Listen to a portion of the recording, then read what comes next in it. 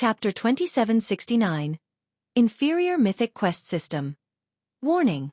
Warning. System. You have triggered an optional Inferior Mythic World quest. Quest content. Assist Angelica Teresa to become Meteorite City's Lord. Rewards 1 unknown item and God's Domain World Authority +2. Penalties unknown. System. You have 30 seconds to consider. Quest will be accepted by default if no response is made. An inferior mythic quest? Xueqi couldn't help doubting his ears when he heard the system. As far as he knew, legendary main storyline quests were already the most challenging quests players could pick up.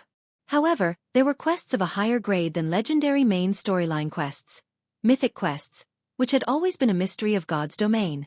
Despite the rumors of mythic quests, nobody had ever personally verified their existence. Yet, he had now triggered an inferior mythic quest. Do I accept it? Xueqi hesitated. This was most likely the only opportunity he would ever get to challenge such a quest. After all, he had never even heard of anybody receiving a quest of this rank. He had most likely triggered such a quest only because he happened to visit God's domain's ancient era and came across a key historical figure. Moreover, by the looks of it, the other players around him had not received this quest.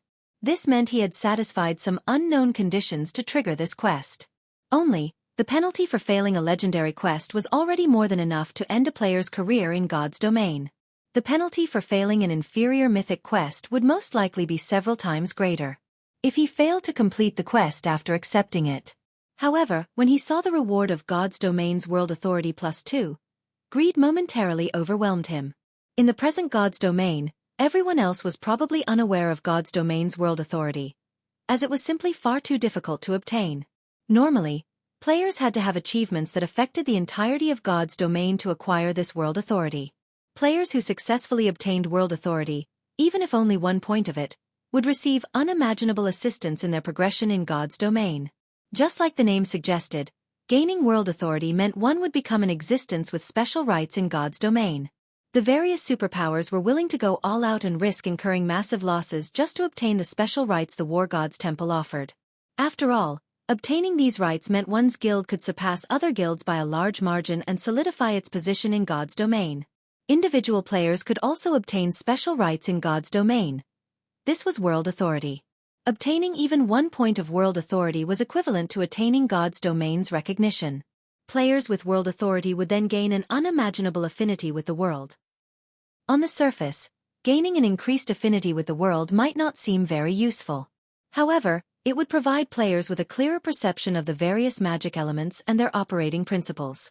This was crucial for players aiming to reach Tier 6. In the past, for the sake of producing Tier 6 God-ranked players, the various superguilds were willing to do everything they could just to help a select few of their members gain World Authority. However, even the 5 great superguilds had managed to gather only a handful of World Authority points after struggling for 4 or 5 years. Nevertheless, it was also a fact that every player that obtained World Authority points had reached Tier 6. Now that Xueqi had the opportunity to obtain 2 World Authority points just by completing 1 quest, how could he not feel greedy?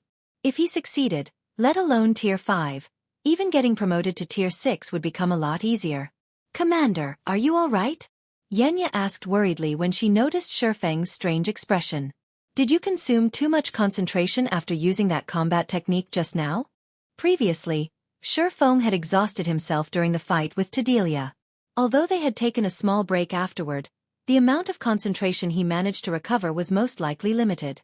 "I'm fine," Xueqi said, shaking his head. He then looked toward Angelica Teresa, who currently lay weakly on the ground, and gritted his teeth. "It seems I have no choice but to help her." Truthfully, he didn't wish to take part in this matter. After all, the old man from before had emphasized that if he overdid things here, the world would quickly discover his existence and forcibly return him to the modern world. If that happened, it would be a huge loss for him. After all, the environment here was truly wonderful. Moreover, God's domain's ancient era was far superior to the modern era in many aspects. The available legacies aside, just the materials, weapons, and equipment available here were already leaps and bounds superior to the modern God's domain. At this point, he had yet to find out how he could earn a large amount of resources from this ancient era, so he naturally couldn't recklessly take action. This was also why he had chosen to chase away Neiman Carlo instead of killing the great demon. Needless to say, he also wished to avoid saving the NPCs of this era if possible. This was especially true for a big shot like Angelica Teresa. Steady progression was the way to go in God's domain. However, the quest rewards were far too generous. Even if it meant taking a huge risk, Xueqi still planned to give it a try. After all, in his current state, he really wasn't confident of getting promoted to Tier 5. If he merely relied on legacy guidances, constructing even a completely new mana body would be tough, let alone constructing a mana body that matched the physique of Tier 5 monsters. Ultimately, Xueqi walked up to Angelica Teresa, his actions causing the other people present to grow alert. Although Xueqi had repelled the demon army for them, he was still a foreign powerhouse. Their wariness of him was only natural. After all, there were many insidious people in God's domain who were capable of stabbing others in the back with a smiling face. No one wouldn't be completely safe from such people, regardless of one's identity. The best example would be their commander. Their commander possessed a great reputation in their city. Most of the city's big shots respected and favored her, yet she still ended up getting stabbed in the back. Upon seeing Xueqi walk over, Yu Luo gritted her teeth and asked in a quiet tone, "Guild leader Black Flame, do you have a way to save our commander? So long as you can save the commander, I will help you with whatever you want. Even if it means sacrificing myself." In reality, Yu Luo did not think Xueqi would have a way to save Commander Angelica Teresa. After all, even Cooling Cloud, who was both a skillful healer and advanced master alchemist, was helpless. "I indeed have a way to save her. However, I don't need you to sacrifice yourself or anything of the sort." Xueqi smiled involuntarily when he saw the resolution on Yu Luo's face. "I just need you to tell me about the situation here once afterward." Even if Yu Luo didn't ask for his help, he would still save Angelica Teresa. After all, a dead person couldn't become the overlord of Meteorite City. "You have a way to save the commander, guild leader Black Flame?" Yu Luo was momentarily stunned by Xueqi's reply. However, she quickly recollected herself and said excitedly, "No problem. So long as it is something I know, I will definitely tell you." On the other hand, Cooling Cloud, who stood at a side, was confused when she heard Xueqi's confident reply. She was an advanced master alchemist, yet even she was helpless about Angelica's situation. She found it truly hard to believe a fellow countryman of Yu Luo's had a way to save the commander. This wasn't because Cooling Cloud was belittling Xueqi and Yu Luo, but because the knowledge Yu Luo had shown regarding God's domain was simply too inadequate. Even her usage of skills and spells was crude.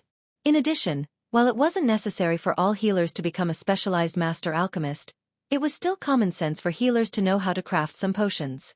Yet Yu Luo did not. Hence, Cooling Cloud concluded that Yu Luo and Xueqi came from some backwoods. Otherwise, they shouldn't lack such common sense. However, Xueqi did not respond to Yu Luo's question. He merely took out a translucent crystal from his bag and passed it to her. "Have her eat this. She'll gradually recover once she does," Xueqi said without further explanation. Yu Luo was confused when she received the translucent crystal from Xueqi, not understanding how such a crystal could save Commander Angelica. However, when Cooling Cloud saw the crystal in Yu Luo's hand, she was shocked. "A crystal of souls. How is this possible?" At Cooling Cloud's exclamation, the other healers present stared at Xueqi as if they were looking at a monster. "Big Sis Cloud, is this crystal of souls something amazing?" Yu Luo asked, bewildered. Realizing that she had lost her composure, Cooling Cloud quickly calmed herself, then explained, "The crystal of souls isn't just valuable. It is incomparably rare even on the scale of the entire God's domain. The Holy City's side can secure only a few of such crystals, as they are simply too rare. Normally, such crystals appear in places where souls gather, such as the Netherworld. These crystals can not only heal one's mental state but also strengthen the soul to a certain degree. It is impossible to purchase a crystal of souls on the market, and it is many times more valuable than even the water of life." "It's such a rare item?" Yu Luo was startled. She never thought Xueqi would actually use such a precious item to save someone. With this, she would owe him a massive favor. "All right, you'd best save her first," Xueqi said. When he saw the astonished looks everyone was giving him, he only shook his head and smiled. The crystal of souls was indeed precious.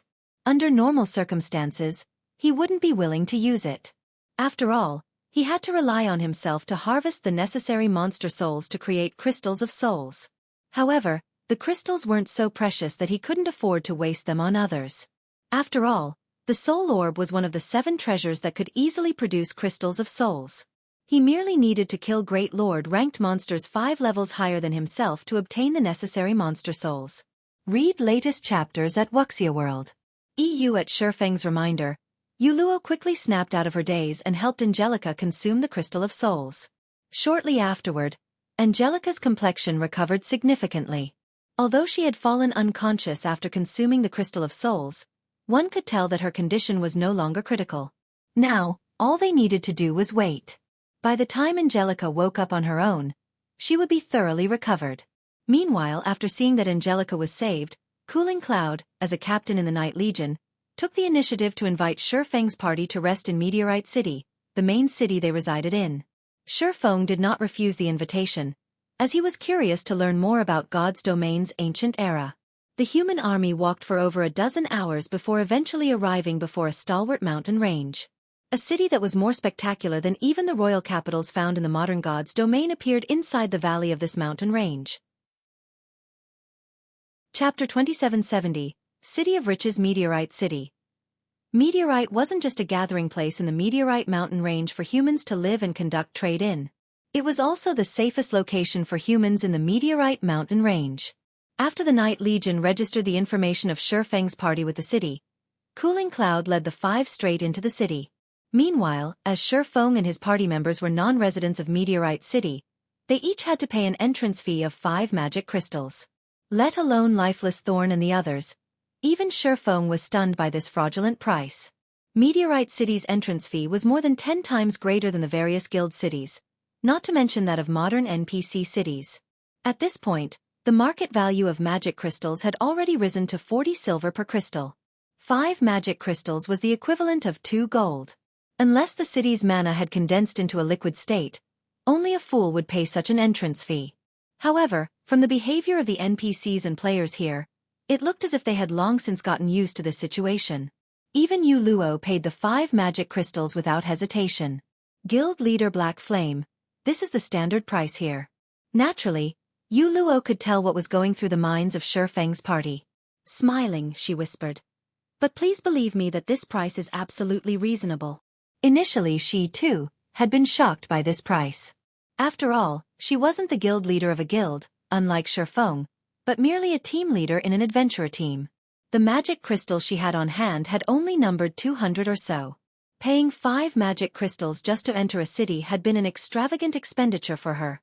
However, after entering Meteorite City, she quickly realized that this price was definitely reasonable. Compared to the NPC main cities in the modern God's domain, Meteorite City could practically be considered a holy city. Of course, Shifeng wouldn't dwell on this matter. After all, 5 magic crystals was basically nothing to him. He was merely surprised by the absurd entrance fee. Afterward, Shifeng paid the entrance fee for his party of 5, then followed Cooling Cloud and Yu Luo through the magic array that enveloped Meteorite City. This is a main city of the ancient era? When Shifeng set foot in Meteorite City, a comfortable feeling immediately enveloped his body. This comfortable feeling was different from the kind of comfort he felt when entering a place with high mana density. Instead, entering this city allowed him to have a clearer perception of the world. Particularly, his perception of the various magic elements had sharpened over twofold. When he had first arrived in the ancient era, he had already sensed a significant improvement in his affinity with magic elements. If he could train in the environment here, he was confident that not only could he break through his mana body's 100% threshold, but his efficiency in learning magic arrays, skills, and spells would also double or triple. This was a wondrous place for development. Nonetheless, the environment inside Meteorite City was actually significantly better than the environment outside.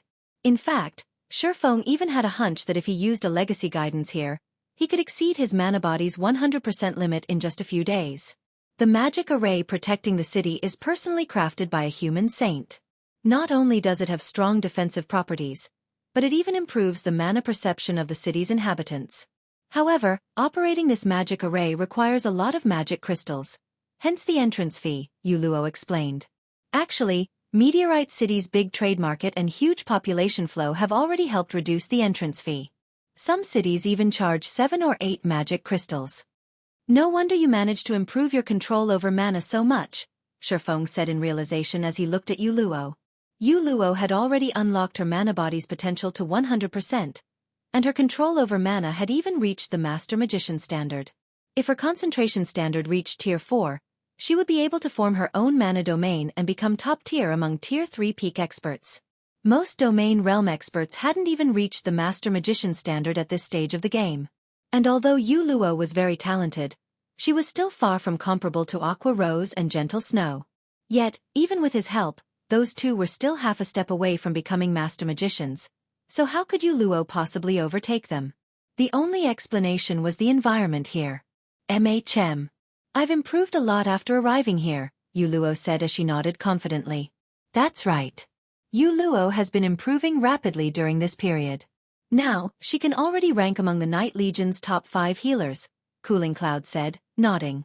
Although she didn't have a high opinion of Yu Luo's initial strength, she very much acknowledged the cleric's talent. Actually, it is all thanks to Lady Angelica's teachings, Yu Luo said. At the mention of Angelica Teresa, an expression of gratitude and admiration appeared on her face. It's a pity that we failed to complete the quest this time. Had we succeeded, Lady Angelica might have become the Lord of Meteorite City. If the city comes under Lady Angelica's leadership, the city will prosper and possibly even rank up into an advanced main city. Become the Lord? What kind of quest is she trying to do? Xueqi asked curiously. His inferior mythic quest had stated that he needed to help Angelica Teresa become Meteorite City's lord. Now that a clue on how he could do so had appeared, he naturally was curious. It's nothing. Everyone in the city already knows about it at this point. Since Xueqi expressed interest in this topic, Cooling Cloud explained slowly. Meteorite City has been developing for hundreds of years already, and its population and scale of operation have grown significantly. However, at this point, the city has reached a bottleneck. The old city lord also abdicated recently. As one of the candidates to replace the lord, Lady Angelica Teresa wishes to improve Meteorite City. Meanwhile, there are 2 ways to help Meteorite City develop further. The first is to expand the city. However, the city's magic array was personally established by the saint, and nobody in the city is capable of modifying it. The only way to modify the magic array is to go to the holy city and meet with the saint. The chances of success are dismal. Setting aside how far away the holy city is, just trying to meet with the saint is already an incredibly difficult task. Hence, Lady Angelica can only resort to the second method, strengthening the magic array's core, which would, in turn, upgrade the magic array. Recently, we received news that a Tier 4 infant dragon appeared over at the Ghostfire Hills. If we can hunt this infant dragon and secure its dragon eyes and dragon crystal, we can strengthen the magic array's core. Only, at this point, Cooling Cloud sighed. Let alone hunting that Tier 4 infant dragon, they had already fallen prey to a demon army's ambush shortly after leaving Meteorite City. What followed next was what Xueqi himself had witnessed. Travel to the holy city to meet with the saint or kill a Tier 4 infant dragon. Xueqi shook his head and smiled bitterly at Cooling Cloud's words. Although he didn't know where the holy city was, since the NPC cities here had no teleportation arrays linking them, the journey to the holy city could easily take several months. Moreover, even after arriving at the holy city, it wouldn't necessarily be possible to meet with the rumored saint. As for the other option of killing a Tier 4 infant dragon, that was even more ludicrous. A Tier 4 infant dragon was an existence above even demon princes. It was an existence that could truly match Tier 5 existences. When Xueqi was in his Tier 4 legacy land, even after reaching Tier 4 and gaining a Tier 4 legacy skill, he could only put up a fight against the Tier 3 infant dragons there. Even with the Heavenly Dragon Breath's help, he still couldn't kill those Tier 3 infant dragons. Now, Angelica Teresa actually had designs on a Tier 4 infant dragon despite being only at Tier 4 herself. Calling her actions suicidal would be an understatement. Moreover, killing the infant dragon probably had to be done as soon as possible. After all, dragons did not have the habit of living in a fixed location long-term. If he couldn't help Angelica kill the infant dragon before it went elsewhere, he would have to look for the elusive saint. Sure enough, this isn't a quest that can be completed easily. However, Xueqi did not feel particularly surprised by this situation. A legendary quest was already monumentally difficult to complete, An inferior mythic quest would only be worse. He also had to admit that Angelica Teresa matched the legends, which portrayed her as a brave warrior who stood up against dragons. If Angelica succeeded in slaying a Tier 4 infant dragon despite being at Tier 4 herself, that would truly be a legendary feat. The only thing Xueqi could do now was look for opportunities to improve both his and his party's strength. Otherwise, he would be utterly helpless against the infant dragon. Under Cooling Cloud and Yu Luo's lead, Xueqi's party arrived at Meteorite City's trade market. When Lifeless Thorn and the others saw the dazzling items put up for sale, their eyes widened in shock. The basic currency used in the market here was actually the magic crystal. Coins did not exist here. However, they also had to acknowledge that the ancient era of God's domain was truly amazing. The NPCs here even sold epic weapons and equipment players could use. Only the price was somewhat high. Even a random piece of level 150 epic equipment sold for 20,000 magic crystals. If converted to the gold coins used in the modern era, that would be equivalent to 8,000 gold per piece of level 150 epic equipment. While the various super guilds would kill to purchase level 150 epic equipment for 8,000 gold, it was a different story if the payment had to be in magic crystals. In addition to epic equipment, fragmented legendary weapons and equipment occasionally appeared in Meteorite City's auction house, which the various player forces in Meteorite City competed for. Only, one needed a minimum deposit of 300,000 magic crystals just to participate in the auction. Meanwhile, these fragmented legendary items usually ended up selling for over 400,000 magic crystals. Whether it was Lifeless Thorn or Xueqi, they couldn't help feeling like they had become beggars after entering Meteorite City. Although Xueqi carried some magic crystals with him, that number was only 50,000, just enough to purchase 2 pieces of epic equipment at most, here. Of course, it was also much easier to earn magic crystals here than in the modern God's domain since the magic crystal was the main currency used in the ancient era. Whether one completed quests or traded materials with NPCs, payment was in magic crystals. Hence, local players found the prices of the epic and fragmented legendary items reasonable. Read latest chapters at Wuxia World. EU. After walking around for several hours, Cooling Cloud bid goodbye to Xueqi's party since she still had matters to deal with as a captain in the local Night Legion. As for Yu Luo, she stayed behind to serve as a tour guide for Xueqi's party. Inside a high-class hotel in Meteorite City. Staying in one of the ordinary rooms here cost 50 magic crystals a day, while the high-end rooms cost 200 magic crystals per day. Xueqi chose to rent a high-end room without hesitation. Shortly afterward, Xueqi's party of 5 and Yu Luo sat quietly inside the room. Out with it. How long has it been since you arrived here? Xueqi asked seriously as he looked at Yu Luo. What's up with the players here? Chapter 2771. Alien-like players at Xueqi's question. An exceptional silence filled the room. Lifeless Thorn and the others simultaneously focused their gaze on Yu Luo. Ever since they arrived in this place, they had come across too many unknown and surprising matters. However, the only thing they could do was remain silent and quietly observe everything, including the so-called NPCs and players here. In their opinion, be it the NPCs, monsters or players here, they all felt alien. This was especially true for the players here. Despite being players, the players here gave them a completely different feeling than the members of their party. It felt as if the players here were not players at all, but rather the original inhabitants of this world. It was as if these players had already accepted this virtual world as their own. No. To be precise, these players treated the world of God's domain as a real world. Moreover, judging by these players' behavior, they had resided in this world for a considerably long period.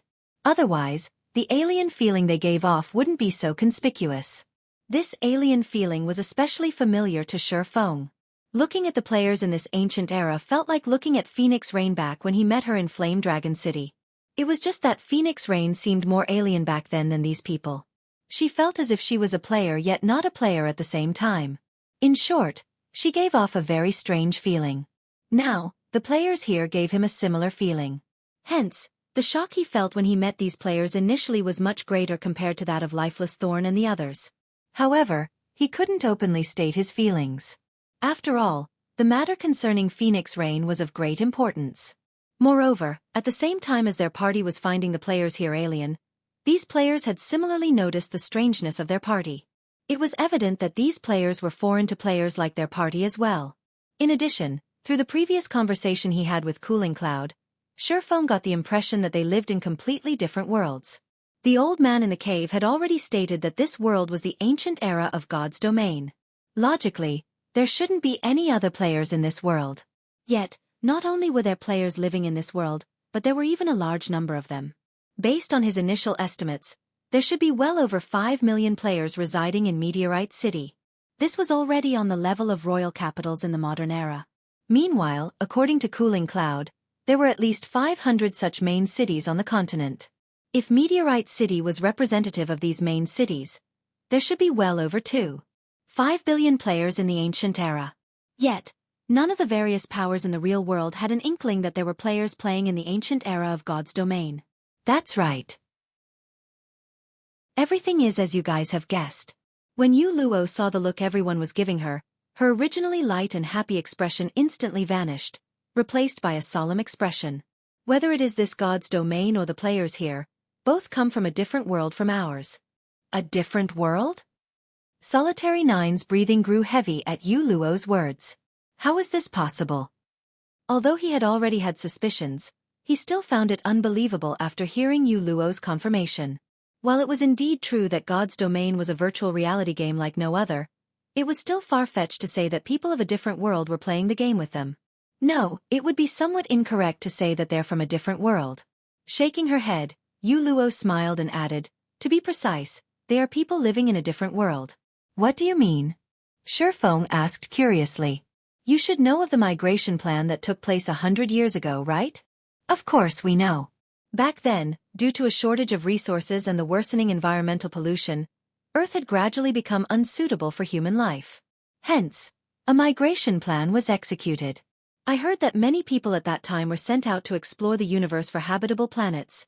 Solitary Nine answered, nodding. Could it be? Are you saying these players are the people who were sent out? Yes.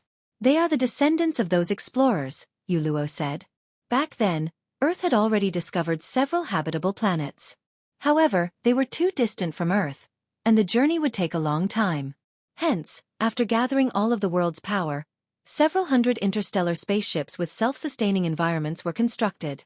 These spaceships then set forth toward the selected habitable planets while carrying all sorts of resources and hundreds of millions of Earth's outstanding personnel. These people have been living on the interstellar spaceships for these past 100 years. However, these people experienced a much longer time than people on Earth during their journey. I heard that they've been living in space for over 600 years. Some spaceships have even experienced over 900 years of life. The population on these spaceships has also continued to grow over time, with the total population having exceeded 10 billion long ago. The original spaceships have also acquired resources from various planets on the way and modified and upgraded themselves. At this point, these spaceships can no longer be considered mere spaceships but more like interstellar continents. And they are still making their way to the habitable planets. However, as these interstellar continents had limited resources, the majority of their population can only reside in virtual worlds. Only a small minority has the privilege to roam the outside world. Hence, these people are accustomed to virtual worlds. The professional players of our worlds can't even compare to these people in this regard, as virtual worlds have long since become a part of these people's lives. After God's domain's launch, the game became their everything. The understanding they have of God's domain far exceeds ours. When Yu Luo finished speaking, silence enveloped the room for a long time. Solitary Nine and the others even had their mouths hanging wide open. They never thought that they would actually be ignorant of such a huge matter happening outside Earth. They also couldn't even begin to imagine how it felt to live out in the open universe for several centuries. I see. After hearing Yu Luo's explanation, Xueqi came to another realization. During his previous life, right before he reincarnated, God's domain had suddenly launched an expansion pack for seemingly no rhyme or reason. It was the most special expansion pack ever added to the game. Normally, the main God system would first implement a new expansion pack in the game before notifying players about it. However, news of this expansion pack had spread in the real world before its implementation. In fact, even its name had been revealed beforehand. War of Worlds. The description that came with this announcement also clearly stated that there would be several worlds attacking the main continent of God's domain.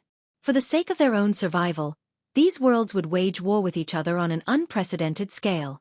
The winner would live, and the loser would die. This announcement had agitated countless people in God's domain when it came out.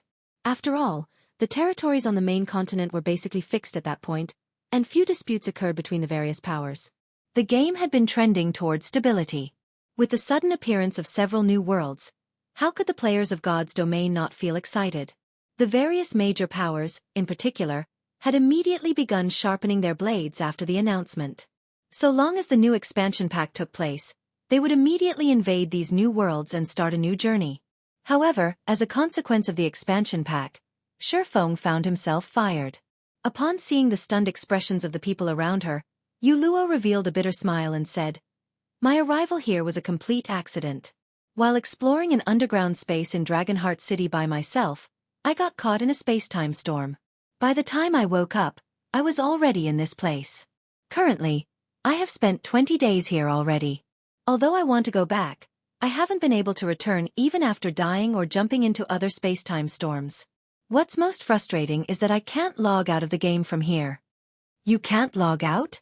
At Yu Luo's words, Solitary 9 and the others hurriedly checked whether they could log out or not.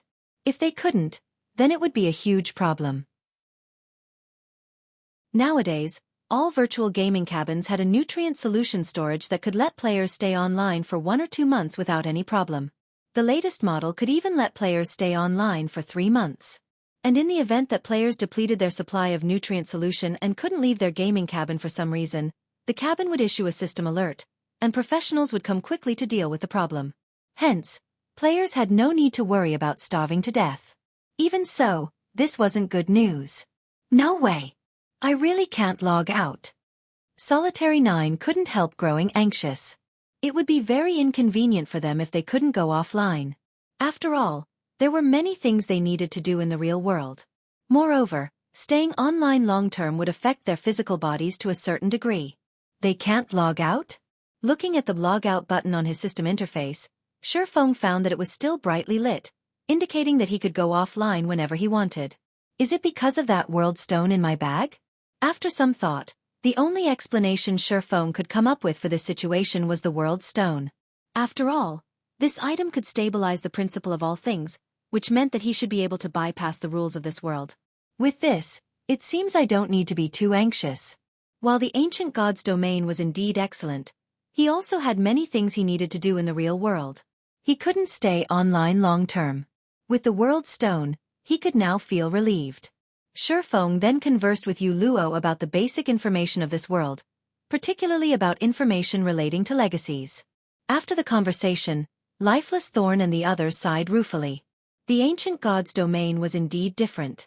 Compared to the modern god's domain, the players living in the ancient god's domain had a much easier time getting promoted.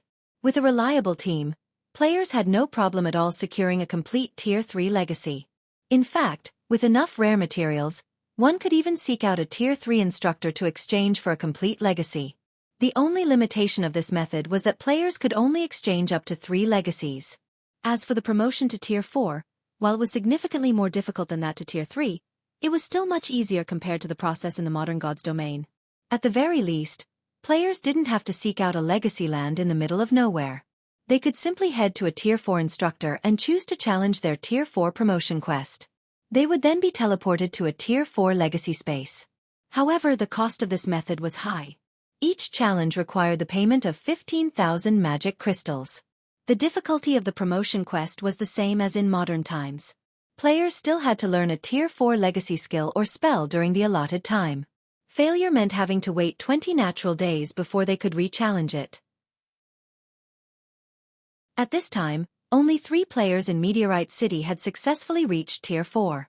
At this point, Xueqi wished he could bring all of Zero Wing's Tier 4 Flowing Water Realm experts and above to this place. Even if it meant spending a lot of magic crystals, it would still be much better than searching for a legacy land. After all, searching for a legacy land was not only time-consuming, but success was also highly dependent on luck. If word of this matter got out in the modern god's domain, every power across the continent would most likely do everything they could to secure this opportunity. "Commander, can I borrow 10,000 magic crystals from you?" Lifeless Thorn asked as he looked at Xueqi. "I'll pay you back double as soon as we return." "Commander, you can't play favorites." Solitary 9 objected hurriedly, knowing that Xueqi did not bring a lot of magic crystals with him to the ancient god's domain. Every bit given away counted. Meanwhile, Yenya and Cleansing Whistle also stared at Xueqi with eloquent eyes. Relax. Xueqi smiled spontaneously when he saw everyone's reactions. Although I didn't bring a lot of magic crystals with me, I still have a way to let each of you challenge your promotion quests once. You can challenge yours as well. Yuluo. Me. Yuluo was stunned by Xueqi's words. But I don't have that many magic crystals. She, too, yearned to challenge her Tier 4 promotion quest. However, it wasn't easy to save up magic crystals while living in Meteorite City, as everything cost magic crystals here. Even until now, she had only around 4,000 magic crystals, still far off from the 15,000 required. So long as you help me with the matter, I'll pay you 15,000 magic crystals as remuneration. How about it? Xueqi asked as he looked at Yuluo. The ancient god's domain was a massive treasure trove, its value easily billions of times greater than a grade 1 or vein. It was no wonder 3 of the 5 great superguilds had deemed it worthwhile to work together to seal off the Earthfall secret land. If such a secret became public, the consequences would be unimaginable. Of course, acquiring the various resources of the ancient god's domain wouldn't be an easy task, either, since the base currency used here was the magic crystal, something relatively rare in the modern god's domain. And while the ancient god's domain had an abundance of magic crystals, it would be nigh impossible for modern players to earn a large amount of magic crystals here. After all, the modern god's domain was inferior to the ancient god's domain in almost every aspect. For players living in the modern god's domain, visiting the ancient god's domain would be equivalent to Stone Age people visiting the modern era. Modern players would need to work hard to earn magic crystals here. Fortunately, it wasn't completely impossible for modern players to earn money in the ancient era. One way to do so would be to take advantage of the unskillful handling of problems relating to the mind and soul in the ancient god's domain, particularly when it came to healing one's mental state. The ancient god's domain was actually far weaker than the modern god's domain in this aspect. This point was obvious from the gap between the concentration recovery potions sold on the market and those made by Cooling Cloud, an advanced master alchemist. In short, there were very few methods available for players to recover their concentration. Moreover, the death penalty here even placed players in a mentally weakened state for long periods, which prevented them from exhibiting their full strength. This meant that methods that could help heal the soul and mind were incredibly valuable. Okay. Yuluo agreed immediately, understanding that Xueqi was trying to help her. What do you need me to do? Taking out a crystal of souls from his bag, Xueqi said. Take this crystal of souls and consign it to the auction house for now.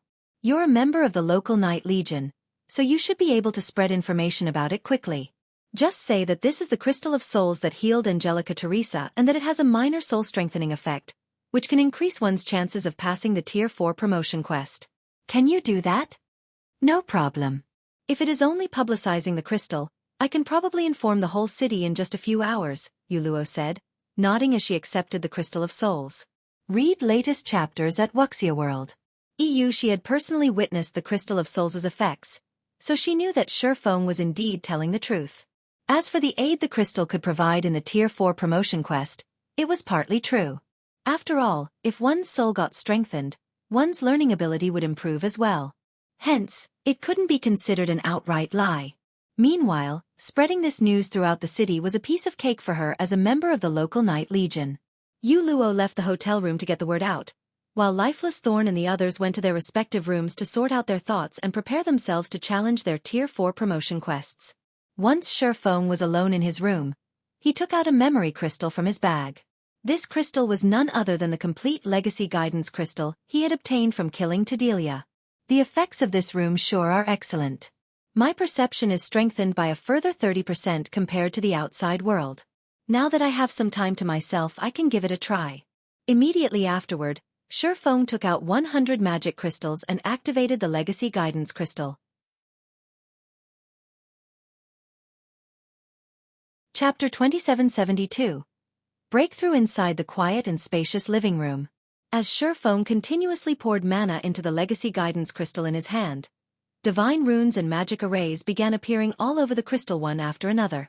A short moment later, the mana inside the room started surging toward the memory crystal. Afterward, The crystal radiated a dark blue glow that enveloped Xueqi. What a powerful legacy! Xueqi was astonished when the blue light engulfed him. This was because the owner of this legacy wasn't an ordinary person but someone known as the Saint of the Ice World. The quality of this legacy was far superior to that of ordinary legacies. In addition, the Ice World Saint's legacy explained a lot about the ice element's operating principles and described some basic methods to construct one's mana body using the ice element as the basis. This sort of legacy guidance was incredibly rare in God's domain. In most cases, legacy guidances only provided a demonstration of the manipulation of magic elements and some explanations of their operating principles. The chances of a legacy guidance containing a demonstration of how to construct a mana body from scratch were less than 0.1%, let alone a saint's guidance and demonstration. Existences holding the title of saint were either gods or existences approaching gods. Some saints were even existences that gods feared greatly because a saint represented the epitome of a certain aspect in God's domain. Not even gods could match a saint in their specialty.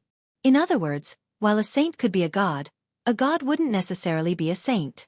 The requirement to become a Tier 6 god wasn't to achieve the extreme of a certain aspect. Instead, one only needed to reach a certain threshold.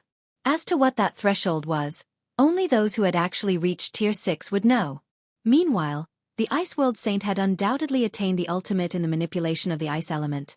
Hence, the Ice World Saint's control over the ice element was undoubtedly superior to everyone else's. Even gods wouldn't be a match for the Ice World Saint. Following this, time passed by, second after second. As Xueqi injected more mana into the memory crystal, the Ice World Saint's demonstration sped up. The information the saint conveyed also became increasingly complicated. Half an hour later, the saint's demonstration ended. Xueqi, who had been focused on the demonstration the entire time, felt mesmerized by the information he learned. What a pity! The guidance barely talked about elements other than the ice element. If the guidance for the other elements were as detailed as the one for the ice element, my control over the magic elements would definitely reach the Grandmaster standard. At that time, I might even stand a chance against superior mythic monsters. Xueqi sighed ruefully when the demonstration video disappeared. He had to admit that the existences granted the title of saint were indeed powerful. Saints who had reached the ultimate in control of a specific magic element were especially amazing. Their understanding and explanation of magic elements were incredibly enlightening. However, the Ice World Saint's explanation became increasingly complicated as it progressed, and Xueqi found himself struggling to understand the lecture. It felt as if the saint's explanation had gone from talking about 1 dimension to 2 dimensions to 3 dimensions to 4 dimensions. He could still understand up to the 3rd dimension, but when the explanation progressed to the 4th dimension, his mind failed to comprehend the saint's thinking. Despite understanding the surface meaning of the saint's words, he couldn't understand how to apply them in practice. Hence, Xueqi could only treat the magic element usage methods explained at the end as gibberish. Nevertheless, he had still made massive gains. At the very least, he had made qualitative improvements in manipulating and understanding the ice element. Now, all he needed to do was experiment with his newfound knowledge. This Ice World Saint's legacy is truly extraordinary. I will have to get Violet Cloud and the others to study it earnestly. It would simply go to waste if given to someone without an affinity with the ice element. Xueqi now placed even greater importance on the legacy guidance crystal in his hand. He wouldn't have if it were any other legacy guidance, but this was a saint's guidance they were talking about. The Ice World Saint's guidance even provided such detailed information about the magic elements. Giving this legacy guidance to someone without an affinity with the magic elements would be a complete and utter waste. In fact, had he used this legacy guidance crystal in the modern god's domain instead of the ancient god's domain, he would have wasted a precious opportunity. If the information he absorbed from watching the legacy guidance here consisted of only 20% of the total information, then he probably would have failed to comprehend even 5% of the information had he watched it in the modern god's domain. After all, he didn't possess much affinity with the ice element. He was much more attuned to the fire element. Fortunately, the environment in the ancient god's domain was excellent, and it drastically improved his affinity with and perception of the ice element. Now, he could perceive the ice element much more clearly than he could the fire element when he was in the modern god's domain. After absorbing the Ice World Saint's legacy guidance, Xueqi took out a drop of soul water and drank it, boosting his concentration recovery and energizing his brain. Immediately afterward, he began attempting to break through his mana body's 100% threshold by constructing a new and simpler control array to link and control the various magic arrays all over his mana body. Previously, I insisted on using only one mana manipulation method to control the magic arrays of my body. On the other hand, the Ice World Saint constructed his mana body with the ice element and used several mana manipulation methods to gather and manipulate the ice element. For now, I should follow his example and try using two manipulation methods to control my mana body's magic arrays. After thinking up to this point, Xueqi began experimenting previously. He had been controlling the magic arrays on his mana body according to the mana body's construction because he believed this was the only way to manipulate the mana in his mana body. However, his thoughts changed after seeing the Ice World Saint using multiple mana manipulation methods to control the magic elements in his mana body. Master magicians like Xueqi excelled in attacking from multiple fronts. Since he couldn't break through the 100% threshold by attacking from only a single front, he would try attacking from multiple fronts simultaneously, which would allow him to maximize the effects of every magic array. Subsequently, the intensity of the mana Xueqi's body radiated fluctuated repeatedly. Sometimes, his mana didn't even reach the standard of ordinary Tier 3 players. Sometimes, it would far surpass the times he had fully exerted himself. He experimented for 3 consecutive hours and tested several dozen mana manipulation methods. From his experimentation, he concluded that using multiple methods simultaneously to manipulate his mana body was incredibly difficult. Even with his current concentration standard, he could just barely implement 3 at a time. However, the benefits of a threefold manipulation method were also evident. He had directly broken through the 100% threshold and reached the legendary 112% mark. Unfortunately, when implementing a threefold manipulation method, his mind would be so occupied that he couldn't execute a bronze combat technique, much less a mana technique. Hence, to maintain his combat power, Xueqi had no choice but to abandon a threefold manipulation method for a twofold manipulation method. 87%. 102%. 99%. The completion rate of Xueqi's mana body changed constantly. At the same time, the rate at which he expended his concentration also increased. This is the last option that suits me. I'll be satisfied so long as it goes beyond 103%. Of the various twofold manipulation methods Xueqi had tried, the best one produced a result of 103%. However, he wasn't particularly satisfied with it. After all, he had already experienced what having a mana body with 112% of its potential unlocked felt like, and it was a truly amazing experience. Meanwhile, after combining the manipulation method of light shadow, the mana technique he frequently used, with his original mana manipulation method and continuously refining the combination, he had produced what he deemed to be the best combination currently possible. If this one still didn't work, he would have no choice but to settle for the 103% manipulation method. Taking a deep breath, Xueqi opened his eyes abruptly and began manipulating the magic arrays inside his mana body. Immediately, the magic arrays began operating one after another, drawing upon the ambient mana in the room. The mana density around him increased steadily. 120%. 134%. 157%. As the density of the mana surrounding Xueqi increased, the sensitivity of his 5 senses also improved slightly. Although the improvement was minor, there was no doubt that they had improved. The next moment, the numerous magic arrays all over Xueqi's mana body began combining into a super large magic array. Read latest chapters at Wuxia World. Boom! Suddenly, a ripple of mana spread from Xueqi's body and surged toward the surrounding walls. The mana inside the living room then stilled. However, a moment later, every bit of mana inside the room converged around Xueqi, a faint layer of mist forming around him. If one did not possess an acute sensitivity to mana, they would most likely have difficulty noticing this layer of condensed mana flowing over Xueqi's body. System. Congratulations! You have successfully surpassed the mana body's 100% threshold and achieved a 110% completion rate. Chapter 2773. Mana beyond the limit. Upon hearing the system's voice ringing by his ears, Xueqi revealed a rare expression of joy. A 110% completion rate. Sure enough, integrating the mana manipulation method of mana techniques is the way to go. The mana manipulation method of light shadow was much more refined than the methods he had thought up by himself, especially in the aspect of manipulating magic elements.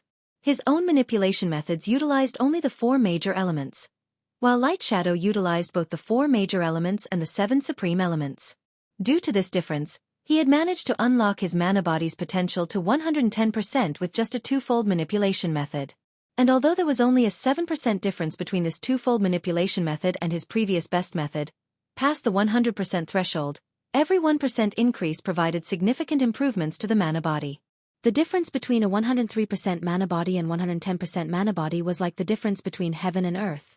Subsequently, Xueqi punched at the empty space before him. Boom! All of a sudden, the living room's stable space shattered, spatial cracks forming one after another. Only after extending to the living room's wall and coming into contact with the magic barrier there did this phenomenon stop. What an amazing result! Xueqi was astonished as he looked at the fractured space before him. His mana body had truly undergone a qualitative transformation after reaching a 110% completion rate. Now, even his normal punches carried a hint of a mana technique's power. Moreover, he didn't even need to manipulate his mana actively to gain such an effect. Afterward, Xueqi closed his eyes and felt his surroundings. Even with his eyes closed, he could still perceive the entire room within his mind. Not even a speck of dust escaped his perception. Not only has my physique improved by at least 30%, but even my 5 senses have risen to the next level. In my present state, my perception is just slightly inferior to a demon prince's. Xueqi opened his eyes, an ecstatic look appearing on his face. Although he still wasn't Ferbero's equal in terms of physique and 5 senses, he was much closer to matching the demon prince than before. This was undoubtedly joyous news for him. Originally, he felt that a Tier 4 player needed a legendary weapon to contend with a Tier 4 demon prince. After all, the difference in physique between the two was massive. However, Xueqi now felt that it might just be possible for players to gain the astonishing physique of a demon prince while still at Tier 4.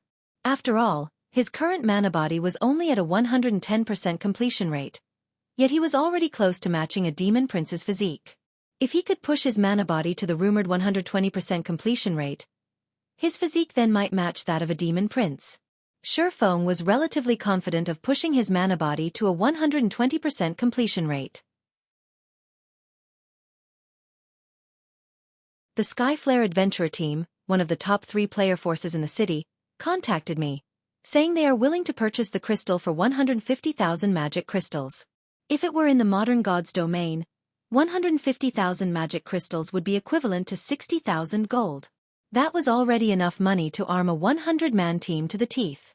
In Meteorite City, 150,000 magic crystals could still fully gear a player in level 150 epic equipment. That won't be necessary. Since we said we would auction it, we will do just that. If they wish to buy it, they can buy it through the auction, Xueqi said, shaking his head. The offer of 150,000 magic crystals was indeed incredibly high. If the Crystal of Souls were to be auctioned in the modern god's domain, it definitely wouldn't sell for such a high price. In fact, it would be a miracle if he could sell it for 50,000 magic crystals. However, it was a different story in the ancient god's domain, where methods to recover from a mentally weakened state were incomparably rare. In fact, the streets of Meteorite City were littered with players in mentally weakened states. All of these players could only rely on the city's dense mana to slowly recover. After players fell into a mentally weakened state, a full recovery would take a very long time, even with the help of dense mana. If these players were willing to stay cooped up in Meteorite City without leaving to grind even once, they would still need around 2 weeks to recover. Yet, it was simply impossible for expert players to stay inactive for such a long period. A period of 2 weeks was already enough to create a huge gap between expert players. In fact, even dying twice wouldn't cost as much as remaining inactive for 2 weeks. Hence, an excellent recovery item like the Crystal of Souls was considerably precious to the ancient god's domain's players and NPCs. Meanwhile, his purpose in holding the auction this time was simply to find out the market price for the Crystal of Souls. Only after doing so could he maximize his profits. After all, he didn't have a lot of Crystals of Souls on hand since he didn't kill a lot of monsters that were 5 levels higher than himself and at the Great Lord rank or above. Not to mention, he would also use some of the crystals normally. As a result, he only had 43 Crystals of Souls saved up. On the other hand, he had plenty of soul water. At this time, He already had 2,764 drops accumulated. This was the fruit of long-term accumulation. Although he had given out a lot of soul water to the guild members using the bronze and silver legacy tablets, he still had a lot remaining. However, the soul water's effects were significantly inferior to those of the Crystal of Souls. If the Crystal of Souls couldn't sell for a high price, then the soul water naturally wouldn't sell for much, either. But now that Skyflare is also competing for the Crystal of Soul, both player and NPC forces will most likely step aside out of respect for Skyflare. After all, aside from Skyflare's commander, one of Skyflare's vice-commanders is rumored to have also reached Tier 4 already, Yuluo explained. She naturally understood Shifeng's thoughts. Read latest chapters at Wuxia World. EU. The various powers won't pick a fight with Skyflare just for one Crystal of Souls. If you go through with the auction, I'm afraid it won't go for a high price. This world was different from the world they came from. The NPC cities here were separated by great distances. Only after reaching Tier 4 would players be able to travel between NPC cities without worry. Tier 3 players could only roam the vicinity of the main city they belonged to.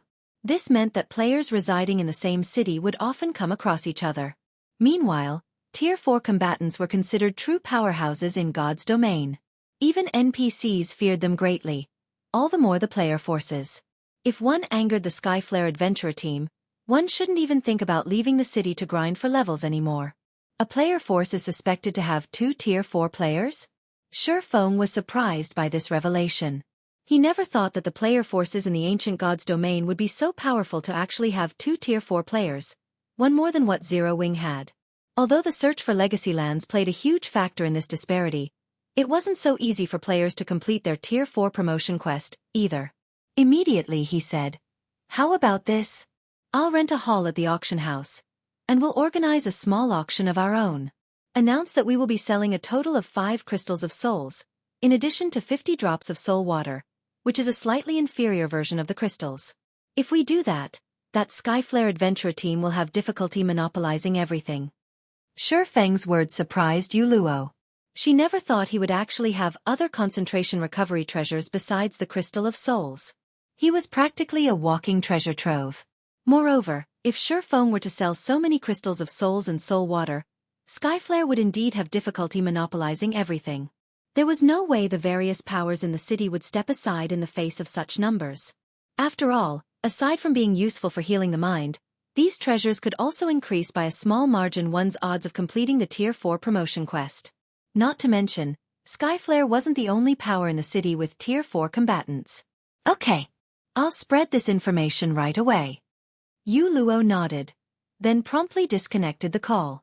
Shifeng notified Lifeless Thorn and the others of his plans before making his way toward Meteorite City's auction hall by himself. In the meantime, Yuluo also spread the news regarding the crystals of souls and soul water, instantly causing a sensation throughout the city.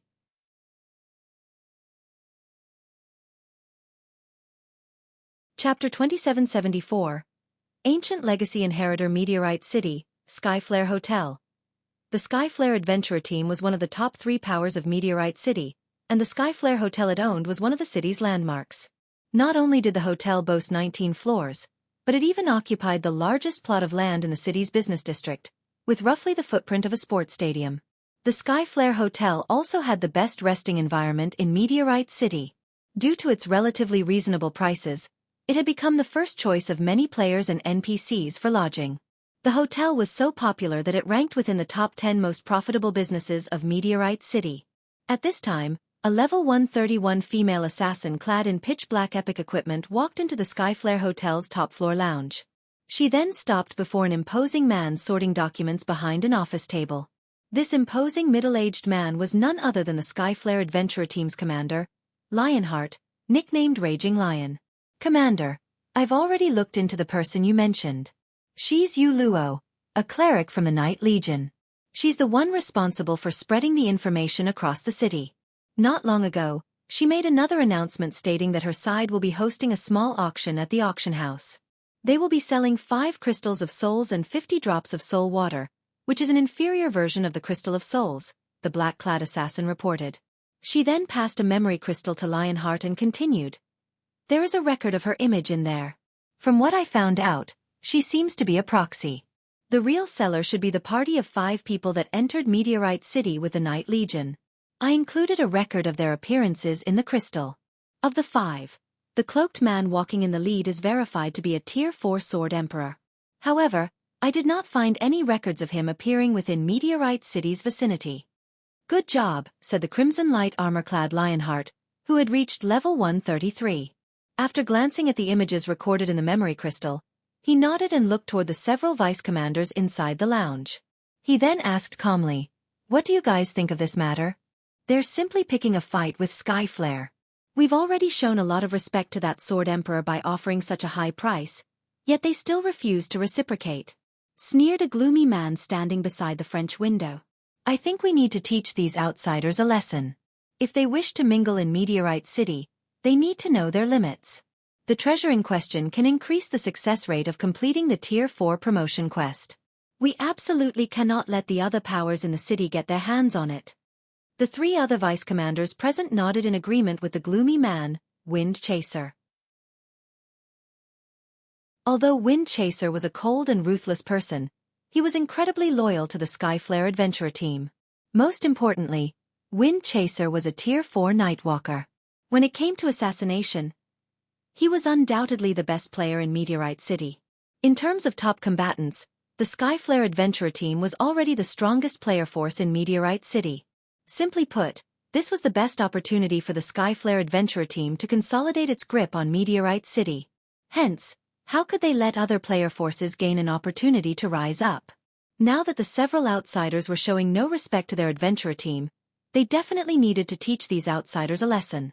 It didn't matter even if the other party had a Tier 4 Sword Emperor on its side. After all, not only did Wind Chaser hold a peak hidden class, but he had even inherited a special mana technique.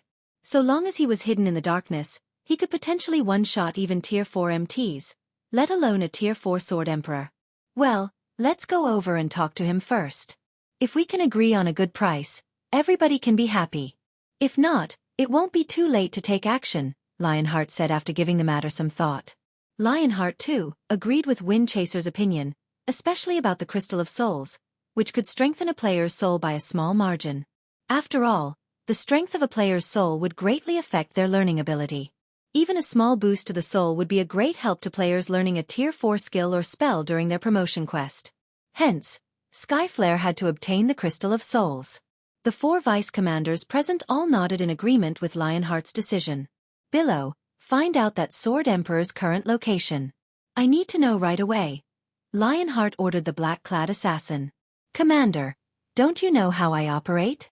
Smiling, the petite assassin named Crimson Billow added, "As soon as you told me to look into this matter, I set my sights on that Sword Emperor. Hence, I had people keep track of his every move. Currently, that Sword Emperor is at the auction house. By the looks of it, he plans to rent an auction hall to host a small auction." "Good." Lionheart nodded in satisfaction as he looked at Crimson Billow. "Billow, you and Chaser will follow me in secret. I'll meet with that Sword Emperor in person and find out his origins and purpose." Truthfully, he felt very curious about the Sword Emperor mentioned. Tier 4 players were still incredibly rare in the current God's domain. According to Skyflare's information network, most main cities had only 1 Tier 4 player. The main cities with 2 or 3 Tier 4 players were all cities with massive populations. Logically, after a player reached Tier 4, the first thing they should do was expand their influence in their city as much as possible, capitalizing on their advantage. However, this foreign Sword Emperor had actually chosen to visit another city. It was simply inconceivable. "Understood." Crimson Billow and Wind Chaser responded respectfully. Meteorite City, Auction House. Meteorite City was a large trade city, and the auction house could be said to be the most prosperous place here. Not only was the local auction house much larger than the ones found in the modern God's Domain's royal capitals, but its visitor traffic was also massive. A huge variety of products was on sale, including mana ore, which was quite rare in the modern God's Domain, sold by the stack at dastardly cheap prices. One stack of 200 mana ores cost only 49 magic crystals. If sold in the modern God's Domain, it would be bought out instantly. After all, mana ore was a byproduct of certain ores, and the chances of acquiring it were low. Hence, The price of mana ore in the modern world was already close to 30 silver coins per piece. Even then, supply was still tight. It's a pity I can't travel freely between the two worlds. Otherwise, I could definitely make a killing, and Zero Wing wouldn't have to worry about lacking funds and resources anymore. Xueqi sighed ruefully as he looked at the available items in the auction house. According to the old man's words, only 10 people could visit the ancient god's domain at a time. Moreover, while first-time visitors could get in for free, the second visit onward had a price. It might be fine if the price was reasonable, but if it was exorbitant, his visits to the ancient era would be limited. Although he could leave the visits to other people, the importance of the ancient god's domain was too significant. If the Earthfall Secret Land's secret got out, every superpower on the continent would either try to annihilate Zero Wing or compete for the secret land. Xueqi spent 500 magic crystals to rent a small auction hall that could fit 200 people, at most. For Meteorite City's various powers, this number was already more than enough. After Xueqi finished making the necessary arrangements, an imposing and mighty man suddenly approached him. The man was clad in crimson light armor and carried a knight's shield with crimson runes. At the appearance of this imposing man, silence descended momentarily on the entire auction house. Everyone looked at this man in surprise, a hint of awe and admiration gleaming in the eyes of both players and NPCs. Crap! It's Lionheart! He looks so handsome. He looks much better than the photo on Skyflare's promotional posters. But, why is a big shot like him here?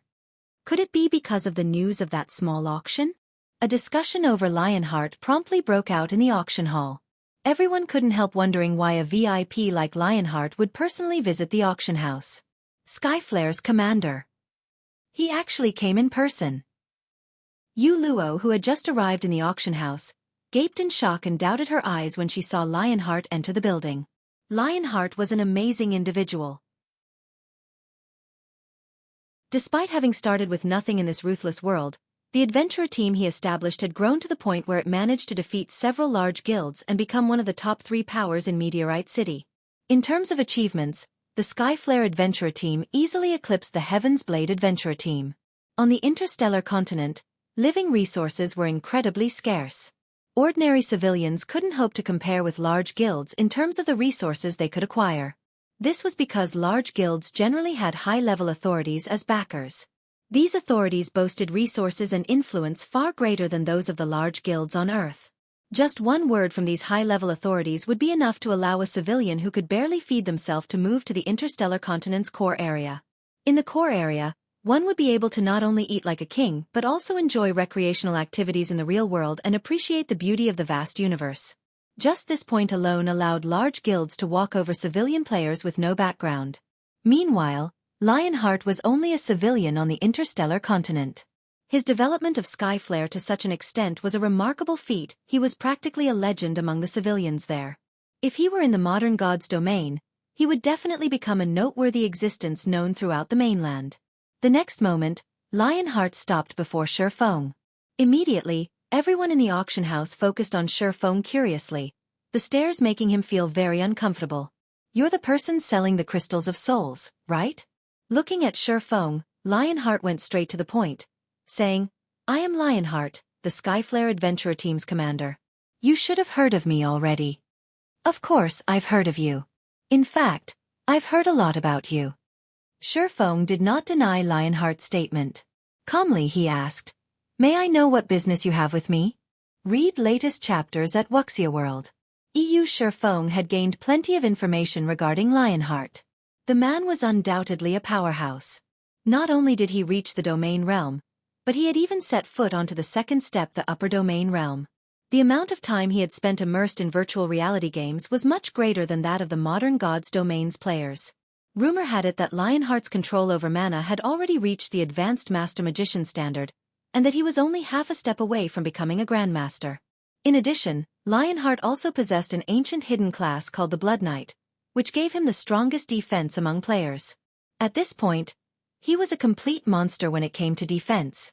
His terrifying defense was why the Skyflare Adventurer Team had managed to conquer plenty of powerful bosses. The Adventurer Team had even killed quite a few level 120 superior mythic bosses. Hence, Lionheart was also known as Meteorite's Wall by Meteorite City's players. This isn't a place to talk. Why don't we find a place to sit down and have a proper conversation? Lionheart suggested as he scrutinized Xuefeng. When he saw Xuefeng's special state, he was surprised and confused.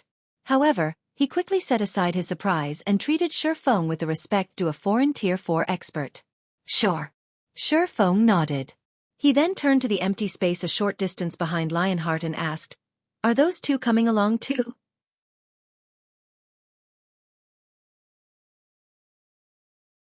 Chapter 2775. Astronomical transaction those two?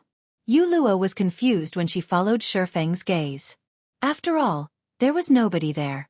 Even when she pushed her perception as a Void Realm expert to the limit, she still couldn't sense any aura or presence of a living being. She didn't notice any unusual fluctuations in space, either. Experts at the Void Realm would be aware of even the slightest disturbances around them. At the end of the day, an assassin's stealth only turned them invisible to the naked eye. They remained physically present in the world. So long as they moved, no matter how slow, they would cause some air turbulence. Such unnatural changes wouldn't escape the perception of a Void Realm expert. Hence, even a Void Realm assassin generally couldn't get within 30 yards of other Void Realm experts undetected. Normally, they could operate only outside the 30-yard radius. As for assassins at the Domain Realm, while they could perform better, they still wouldn't be able to get within 20 yards of Void Realm experts undetected. And even if they did manage this feat, they would be able to maintain it for only a matter of seconds. However, the spot Xuefeng was currently looking at was within 20 yards of himself. Moreover, the conversation between Xuefeng and Lionheart had lasted more than a few seconds already. Even a Domain Realm expert wouldn't be able to stay hidden for so long. Upon hearing Xuefeng's words, Lionheart was slightly surprised. Simultaneously, a hint of alertness and admiration appeared in his eyes. Amazing! As expected of a Tier 4 expert capable of moving between main cities. Part of the reason Lionheart had brought Wind Chaser and Crimson Billow with him this time was to test Xuefeng's strength. Crimson Billow was ranked second in Skyflare in terms of stealth. Utilizing her advantages as a Domain Realm expert, she had created a unique concealment technique that allowed her to maintain a high degree of stealth despite being in motion. Meanwhile, after combining this technique with a potion that hid one's life aura, let alone Tier 3 Domain Realm experts, even Tier 4 Domain Realm experts wouldn't detect her even when she was within 20 yards of them. Of course, Tier 4 Domain Realm experts would definitely detect her once she got within 16 yards of them. Even so, being able to conceal herself to such an extent was already more than enough for her to rank at the top of Meteorite City, and instill fear into Tier 4 experts. Wind Chaser was even more powerful. After reaching Tier 4, his stealth skill was no longer limited to just turning his physical body invisible and concealing his life aura. Instead, the skill would place his body in a shadow space. No matter what he did inside this space, it wouldn't affect the outside world. Naturally, others wouldn't be able to detect his movements while he was inside this shadow space. In fact, despite knowing about Wind Chaser's ability, Lionheart hadn't realized that Wind Chaser was already standing within 20 yards of him. Nevertheless, Xuefeng had stated that there were two people behind Lionheart. This meant that he had detected both Crimson Billow and Wind Chaser. "Chaser, Billow, you two can show yourselves now," Lionheart said, smiling as he looked at the empty space Xuefeng indicated.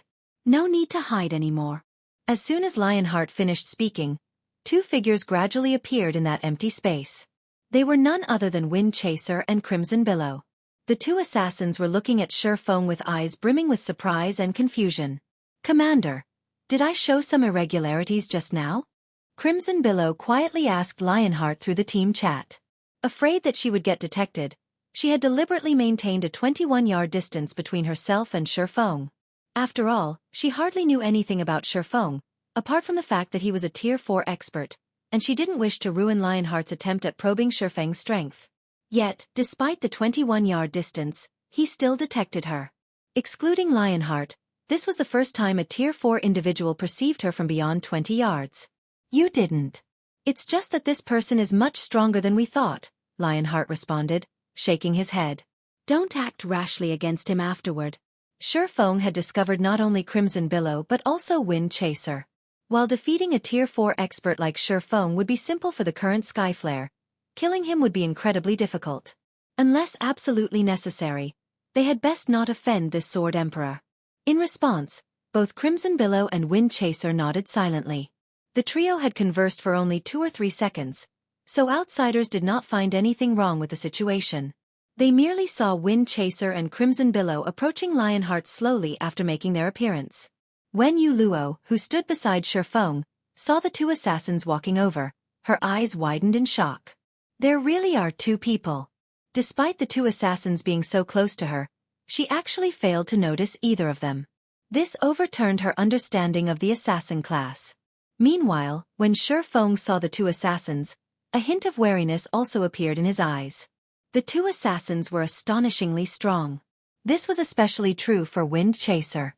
If not for the recent breakthrough Xuefeng achieved with his mana body, which granted him a physique and perception far superior to ordinary Tier 4 individuals, he would have most likely failed to notice Wind Chaser's presence. If Wind Chaser really were intent on targeting a specific player, it would be a nightmare for the said player. After all, the Tier 4 assassin was capable of suddenly appearing within 20 yards of his target without giving off any indications. A distance that any Tier 4 combatant could cross in the blink of an eye. If Xuefeng was not careful, even he might end up falling prey to Wind Chaser's ambush.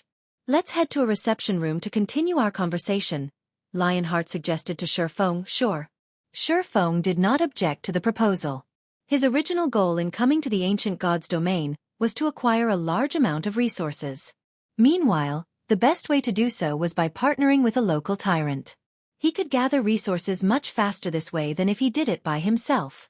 In fact, he could even gain access to items that normally wouldn't appear on the market. Lionheart's taking the initiative to seek him out was naturally good news for Xuefeng. Lionheart led Xuefeng and Yu Luo to the top-floor reception room he had reserved beforehand. Commander Lionheart. After taking his seat, Xuefeng went straight to the point, saying, "Please just say what you have to say. There is no need for us to waste both our time by playing around with words." "You really are a straightforward person, Brother Black Flame." Lionheart smiled at Xuefeng's words. "I was thinking the same thing. In that case, I'll be blunt with you. Skyflare wishes to purchase all of the crystals of souls and soul water you are selling. It seems you are very ambitious, Commander Lionheart. You actually plan to monopolize Meteorite City?" Xuefeng didn't feel particularly surprised at Lionheart's declaration. Calmly he said, "Of course, we can go with such an arrangement as well. Only, I have quite a number of these items, and I'm afraid your adventurer team can't swallow them all." As soon as Xuefeng finished speaking, Wind Chaser, who stood behind Lionheart, laughed. "What a joke! There is nothing in Meteorite City that our adventurer team cannot swallow." Looking at Xuefeng, Wind Chaser sneered. "Of course, that is under the premise that your price is fair." At Wind Chaser's provocation, Xuefeng simply shook his head and smiled. Truthfully, even at 150,000 magic crystals per crystal of souls, you won't be able to afford everything. Not to mention, there is still the soul water. He had a total of 43 crystals of souls. If he sold each for 150,000 magic crystals, that would equate to 6.45 million magic crystals. Even though the ancient god's domain was rich in resources, a player force with a sphere of activity limited to just one city couldn't take out such an amount. At Xuefeng's words, Wind Chaser, who initially planned to probe Xuefeng further, fell silent. There was no way a Tier 4 expert like Xuefeng wouldn't know about the Skyflare adventurer team status and general wealth in Meteorite City. For Xuefeng to say such words meant he had absolute confidence backing him. Meanwhile, after hearing Xuefeng's response, both Yu Luo and Crimson Billow couldn't help gasping.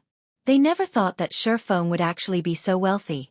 They had already investigated the Crystal of Souls, so they knew it was a precious treasure that wasn't obtained easily. Yet, Xuefeng had just declared that Skyflare couldn't afford to purchase all his stock. This proved that Xuefeng had a lot of crystals of souls on hand. Who knew how many Tier 4 experts one could create with so many crystals of souls? "You truly are extraordinary, Brother Black Flame." Lionheart immediately broke into a smile. Moreover, this was a very sincere smile. "I apologize to you on behalf of my brother. At the same time, I also hope that the Skyflare adventurer team can form a long-term partnership with you. What do you think? I admit that Skyflare cannot take out the necessary magic crystals to purchase all your crystals of souls. However, our adventurer team still ranks within the top 3 of Meteorite City's player forces in daily income. We might not be able to swallow everything in one bite, but I'm sure we can do so after several or a dozen bites. Furthermore, I can assure you that not only will we purchase each crystal of souls for 200,000 magic crystals, but we will also ensure a weekly transaction of 3 million magic crystals at a minimum. May I know what you think of this, Brother Black Flame? Yu Luo gaped in shock at Lionheart's words despite herself. She never imagined that the Skyflare adventurer team had such astonishing wealth. Even the superpowers in the modern god's domain were far from comparable to Skyflare in magic crystal acquisition. Moreover, Lionheart even raised the price of the Crystal of Souls to 200,000 magic crystals.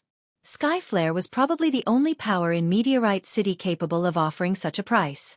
After all, a piece of fragmented legendary equipment cost only around 500,000 magic crystals, while fragmented legendary weapons cost around 1 million magic crystals. Lionheart's promise of a weekly transaction of 3 million magic crystals meant Skyflare was trading away 3 fragmented legendary weapons every week. Commander! At this time, even Wind Chaser was stunned by Lionheart's offer. The Skyflare adventurer team operated only in Meteorite City's vicinity, and there were only so many resources available in the area. If Skyflare really pushed through with this transaction, the adventurer team would have to tighten its belt and strictly limit its future expenditures. Read latest chapters at Wuxia World.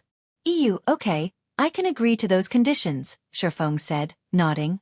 After giving the matter some thought, he felt that this price was probably the best he could get for the Crystals of Souls.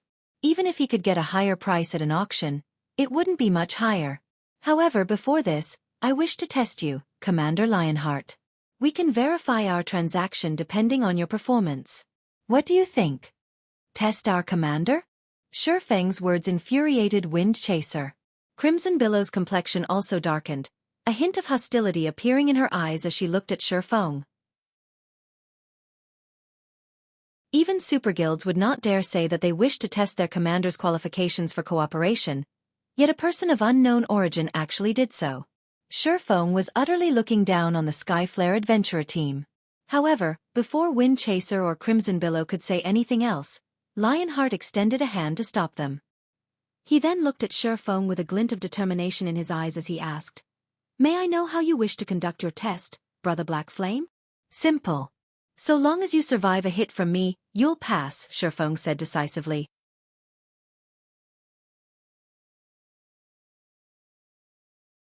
Chapter 2776. Duel between Sword and Shield, survive a hit from you? Lionheart was momentarily stunned by Xuefeng's words. Even Wind Chaser and Crimson Billow fell into a daze for a long time. They felt that Xuefeng was simply toying with the Skyflare adventurer team. Looking at Xuefeng, Wind Chaser asked to verify, "Are you sure this is your condition? Do you know what title our commander holds in Meteorite City?" Initially, Wind Chaser thought that Xuefeng would make things difficult for them to invalidate this transaction. Yet, Xuefeng's condition for partnership was simply for Lionheart to survive a hit from him.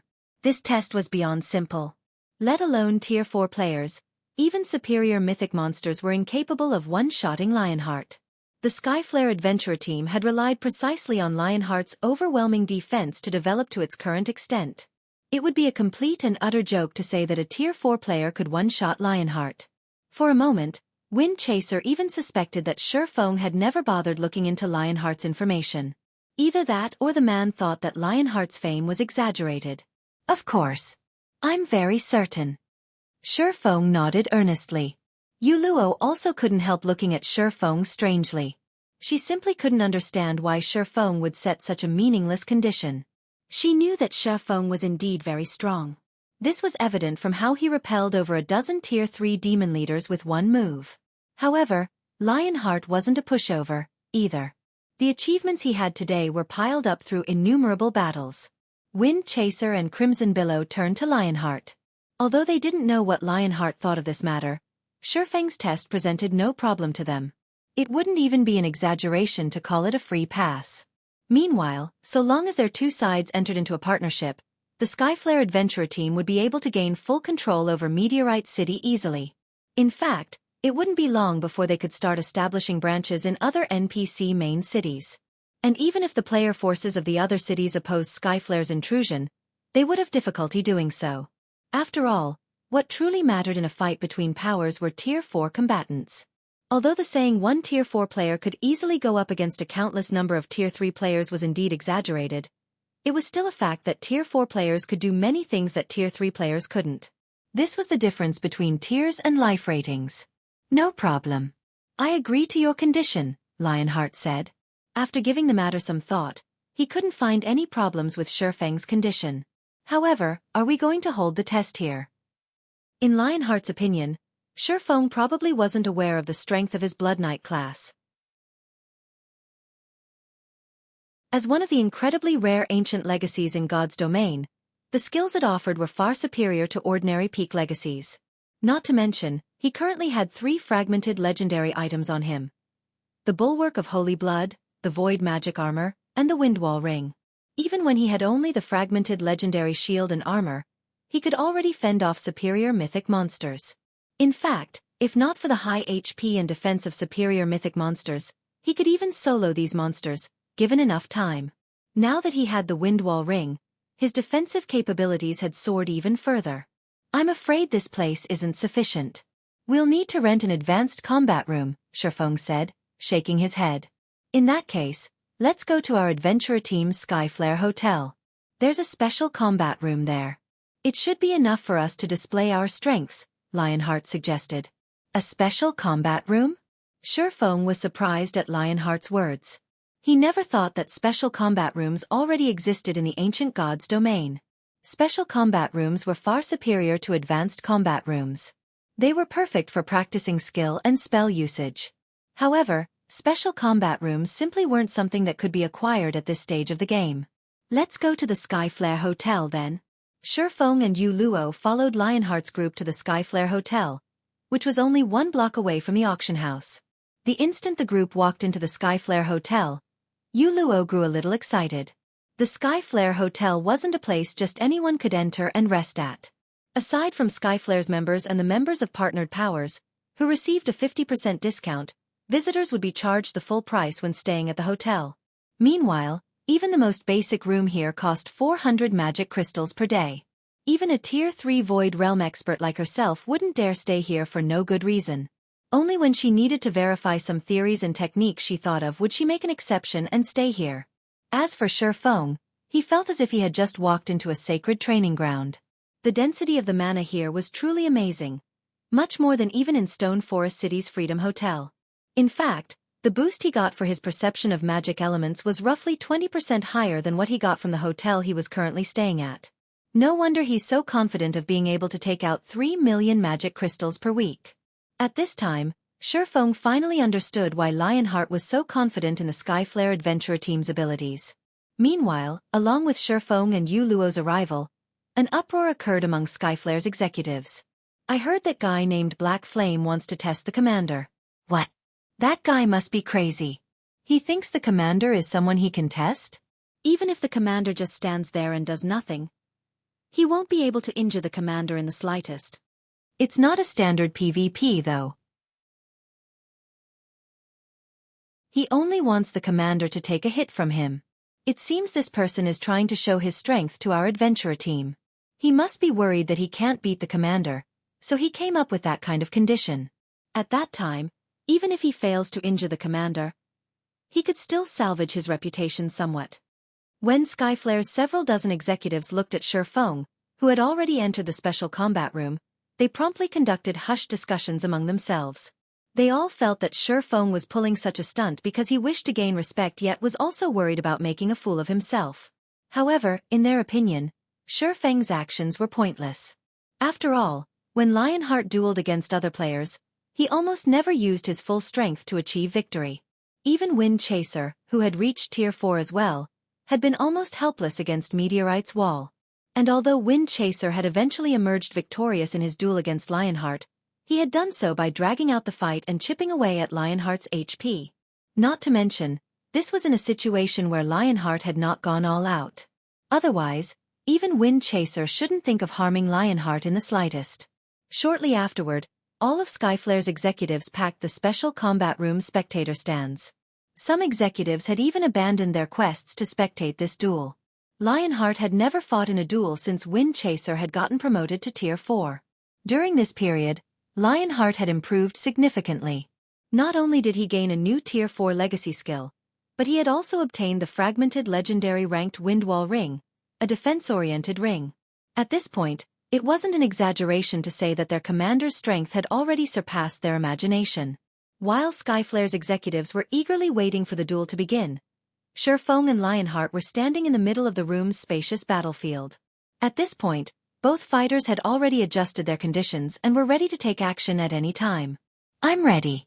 You can make your move whenever you want," Lionheart said as he raised his shield and long sword. From the crimson runes decorating the shield and long sword, it was evident the two were a set. Only, the mana gathered around the weapon was slightly inferior in quality compared to what was around the bulwark of the Holy Blood. At this time, Lionheart stopped concealing his statistics. Immediately, his HP of 16.6 million appeared for everyone to see, flaunting the high HP of a Tier 4 defensive class. It was evident that Lionheart planned to let Xueqi see his own strength. He has 16.6 million HP. How is this possible? Yu Luo gasped reflexively when she saw Lionheart's HP. As a defensive class player, Lionheart already possessed incredibly high defense, to begin with. Combined with his various defensive skills and HP, he was practically a boss monster. Yu Luo even doubted that Xueqi could one-shot Lionheart even if the latter did not defend himself. In fact, it would already be a miracle if Xueqi could remove 1/3 of Lionheart's HP in one hit. Amazing! Level 130 Tier 3 defensive classes usually have only 9 million HP on average, yet you have almost twice that, Xueqi said in admiration. It's nothing. It's only because of my unique legacy. Lionheart didn't pay particular attention to Xueqi's words of appreciation. On the contrary, he wanted to use this opportunity to let Xueqi realize the Skyflare Adventurer team's might. After all, Skyflare had already lost once to Xueqi before. He needed to reclaim this loss and level the playing field. "Since you're ready, I'll begin." Xueqi naturally understood what was going through Lionheart's mind. Unfortunately, Lionheart simply wasn't aware of Xueqi's aim. "Come." Lionheart readied his shield, a serious expression appearing on his face. Immediately afterward, not only did Lionheart's aura skyrocket in intensity, but a faint blood-red barrier had also appeared around his body. Crap! The commander is getting serious. He's actually going all out and fully exerting his mana body right off the bat. One of Skyflare's vice-commanders, a robust, level 132 shield warrior, said in astonishment. Blood armor. This was the Tier 4 legacy skill Lionheart obtained after achieving a 100% completion rate with his mana body. Although the magic barrier appeared flimsy, it could absorb up to 5 million damage. Moreover, the barrier would replenish itself once every 40 seconds. In other words, if one failed to cause over 5 million damage to Lionheart within 40 seconds, one had no chance of slaying him. Had Lionheart used this move during his duel with Wind Chaser back then, Wind Chaser wouldn't have been able to harm him at all. However, before Skyflare's members were done admiring their commander's Tier 4 passive skill, they saw Xueqi unsheath the abyssal blade. Immediately afterward, everyone clearly sensed the mana in the room trembling and freezing momentarily. Before anyone could react to the unexpected development, Xueqi raised the abyssal blade with both hands and looked at Lionheart. The mana inside the special combat room then began to boil, the phenomenon causing everyone present to shudder involuntarily. Afterward, everyone felt a wave of scorching heat wash over their body. How is this possible? When Wind Chaser sensed the mana around him boiling, he was stunned. After all, the space inside the special combat room was massive, with a 1,000-yard radius. That was more than enough for 2 Tier 4 players to fight to their heart's content. Nevertheless, Xueqi caused all of the mana inside the combat room to boil just by entering a stance. This kind of thing was simply unheard of. At this time, Lionheart's gaze also changed.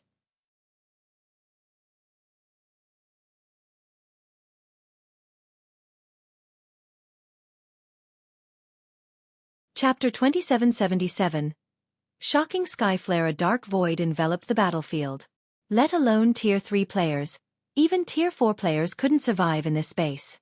Meanwhile, when Skyflare's executives, seated in the spectator stands, saw this scene, they were dumbfounded. How can one / carry such destructive power? Even those Tier 4 NPCs aren't capable of exhibiting such power. Is he really just a Tier 4 player? He has such terrifying strength, yet we actually failed to find any information on him. Just who is he? After a moment of silence, Skyflare's executives began a heated discussion among themselves as they goggled at the battlefield's shattered space. At this time, they no longer underestimated Xueqi in the slightest. Now, only shock and fear filled their hearts. With such terrifying combat power, Xueqi was no longer an opponent vulnerable to Zerg tactics.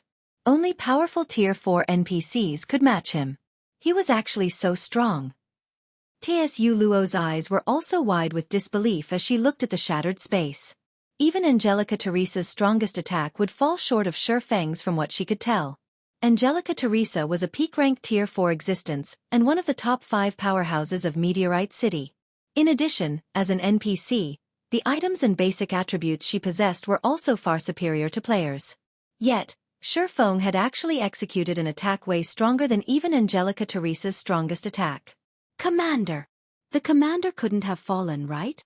After a while, Wind Chaser and the others snapped out of their daze and searched hurriedly for Lionheart's figure in the dark void. Out of the player attacks they had seen thus far, Xueqi's was undoubtedly the strongest. Even Tier 4 NPCs were unlikely to be capable of executing such an attack. Hence, although they knew that Lionheart possessed a heaven-defying defense, they couldn't help doubting his ability to survive Xueqi's attack. After everyone had searched for some time, the shattered space gradually recovered. 2 vague figures appeared, standing in the recovering space, with one of them looking incredibly miserable. This is great.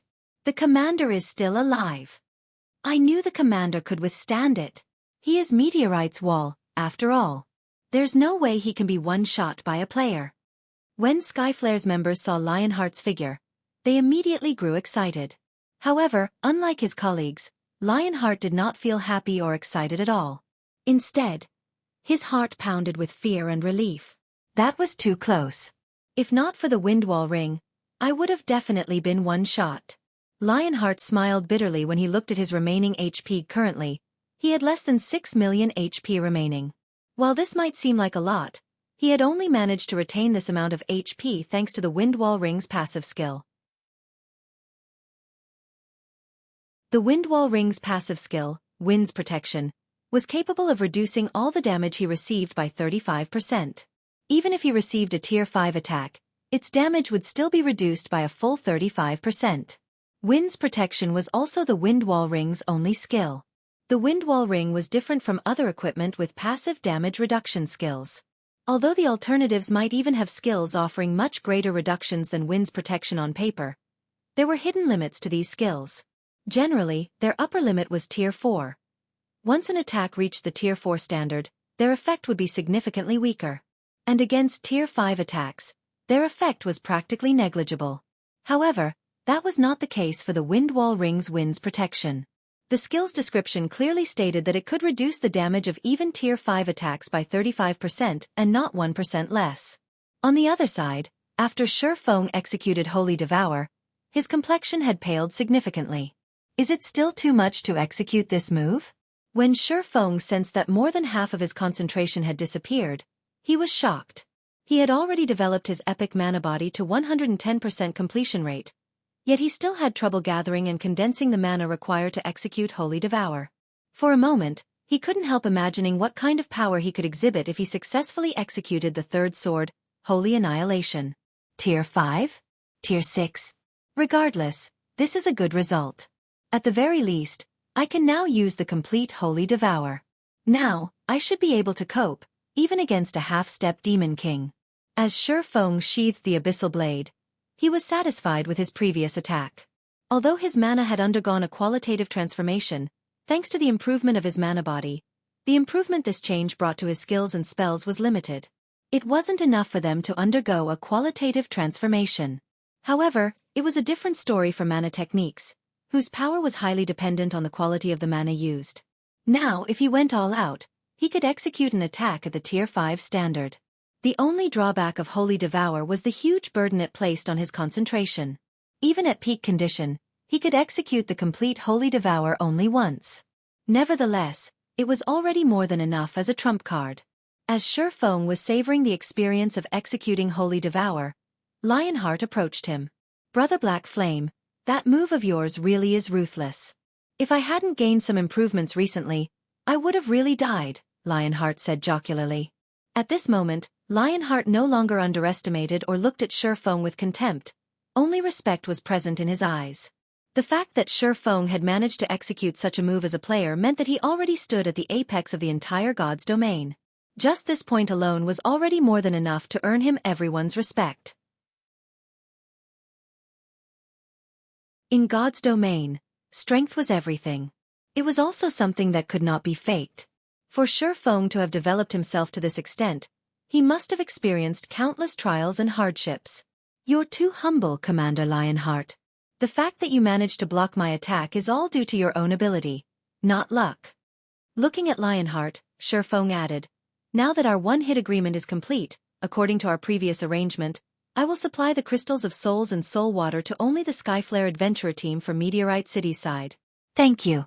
As for the matter of magic crystals, please rest assured. The Skyflare Adventurer team definitely won't let you down, Brother Black Flame." Lionheart couldn't help feeling a little happy at Xueqi's words. With Xueqi willing to partner with Skyflare, Skyflare would be able to take full control of Meteorite City easily. "Next, let's talk about the specifics of our transaction." "Going straight to the point," Xueqi said, "like I said before, so long as you manage to withstand one hit from me, I will agree to partner with you, Commander Lionheart. However, after we start our cooperation, I'll need your help with something. Of course, I won't have you help me for nothing. In exchange, I'll sell the crystals of souls at 150,000 magic crystals each to Skyflare. How about it? 150,000 each?" Lionheart was slightly tempted. "May I know what you need help with?" Previously, when he offered to purchase the crystals of souls at 200,000 magic crystals each, the price was actually a little too high for Skyflare to bear. However, the crystals of souls were far too important. They would also play a crucial role when Skyflare attempted to conquer other main cities. Hence, he had gone through with the price. Lowering the price to 150,000 magic crystals each would definitely alleviate a lot of Skyflare's burden. "Help me kill a boss," Xueqi said, smiling. The reason Xueqi wanted to test Lionheart wasn't just to experiment with the power of his upgraded mana body. He had also wished to see whether Lionheart could withstand the attack of a Tier 4 infant dragon. After all, if he didn't have anyone capable of tanking a hit from a Tier 4 infant dragon, slaying it would be utterly impossible. Since Lionheart clearly met this requirement, combined with the effects of the Heavenly Dragon's breath, challenging an unrestrained Tier 4 infant dragon was entirely feasible. Kill a boss. Lionheart was a little puzzled. He never thought Xueqi's request would be so simple. "Is this boss very strong?" "Very strong." Not bothering to hide the truth, Xueqi said, "It's a Tier 4 infant dragon." "A Tier 4 infant dragon?" Lionheart gasped at Xueqi's words. Immediately, he thought of something and asked, "Are you referring to the one Lady Angelica is trying to challenge?" "That's right. It's that one." Xueqi nodded. "Actually, this matter is also beneficial to you as well, Commander Lionheart. After all, Meteorite City's promotion will attract more players and resources to the city. At that time, Skyflare can grow stronger together with the city." Lionheart nodded in agreement.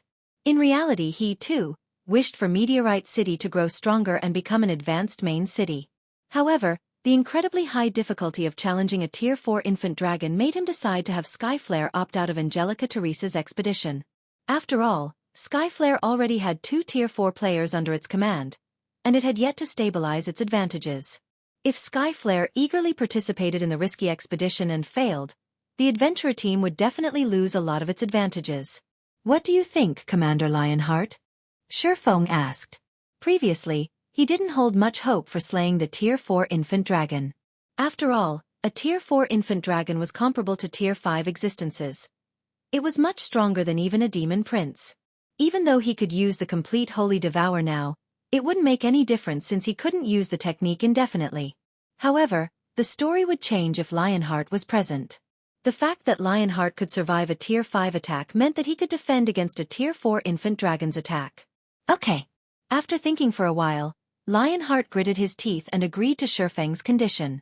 However, Brother Black Flame, as Skyflare has just gained some advantages, we cannot afford to invest everything into helping you. We can send only a 100-man team at most. In response to Lionheart's worries, Xuefeng simply chuckled and said, "That's already more than enough.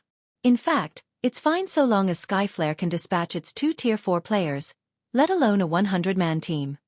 "May I know when we will begin the operation?" Lionheart asked. Raiding a Tier 4 infant dragon was an important matter. Preparing the necessary manpower and supplies would take a lot of time. "We're not in a rush right now. I'm afraid it will still take several days before we can set out," Xuefeng said, shaking his head. "I'll notify you when the time comes, Commander Lionheart." Challenging a Tier 4 infant dragon with just 3 Tier 4 players would be outright suicide. It wouldn't matter even if they had a large number of Tier 3 players supporting them. Fortunately, the ancient god's domain did not require players to search for their legacy lands to challenge their Tier 4 promotion quests. So long as he had Lifeless Thorn and the others challenge their promotion quests and some of them succeeded, he would have a much greater chance of success. All right. If that's the case, I can make more preparations on my side. Lionheart breathed out a sigh of relief at Xuefeng's words. Read latest chapters at Wuxia World. Afterward, Xuefeng signed a partnership contract with Lionheart to the effect that Skyflare would purchase crystals of souls from Xuefeng at 150,000 magic crystals per crystal and soul water at 30,000 magic crystals per drop. For the first transaction, Skyflare purchased a total of 20 crystals of souls and 50 drops of soul water, the total expenditure amounting to 4.5 million magic crystals. When it came to magic crystals, Skyflare was wealthier than most superpowers operating in the modern god's domain. When the transaction was completed, Xuefeng couldn't help his elation. After all, he now had the 8 million magic crystals required to construct the small mobile fortress. Afterward, all he needed to do was collect 2 million pieces of mana ore and 30,000 mana stones. In addition, he also had a chance to raid the Tier 4 infant dragon. Leaving the Skyflare Hotel, Xuefeng looked at the additional 4.5 million magic crystals in his bag and smiled. Now that I have the money, it's about time to have Lifeless Thorn and the others undergo their promotion.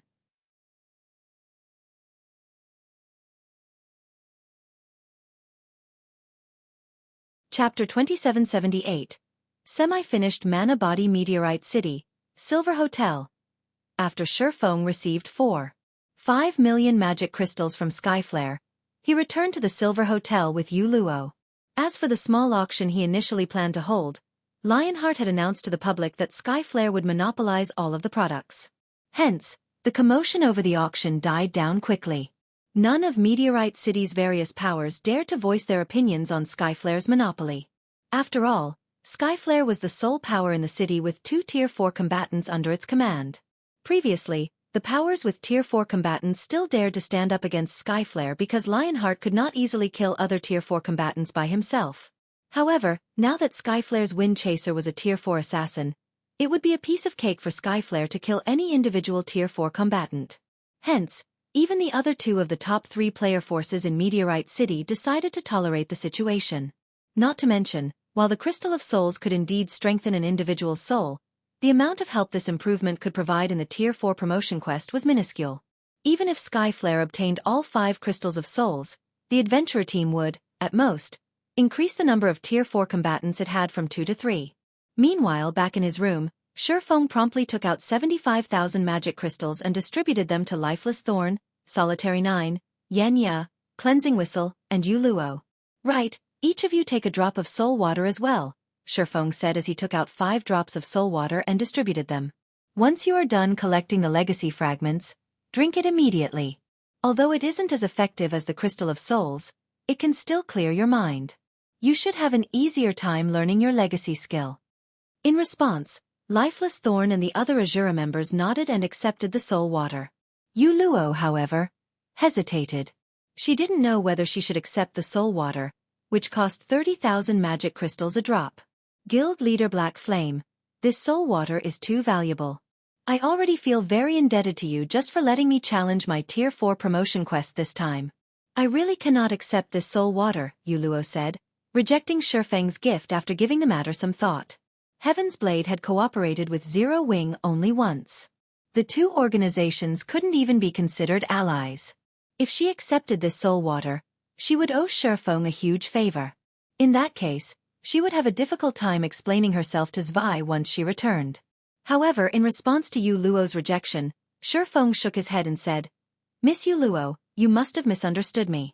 I'm not giving you this soul water for free. I need you to help me with something in the near future. If you reach Tier 4, we'll have a higher chance of success. Help you with something. Yu Luo was a little dazed. That's right. I plan to raid that Tier 4 infant dragon. However, Tier 3 players are useless against an infant dragon. Only Tier 4 players will matter. Meanwhile, as you've reached the Void Realm already, your control over mana should be excellent. Your concentration should also be only one step away from reaching the Tier 4 standard. With the Soul Water's help, you'll have a better chance of promoting to Tier 4, Shifeng said, nodding. Hence, this Soul Water is my investment in you. I'm not giving it to you for free, so you don't need to overthink things.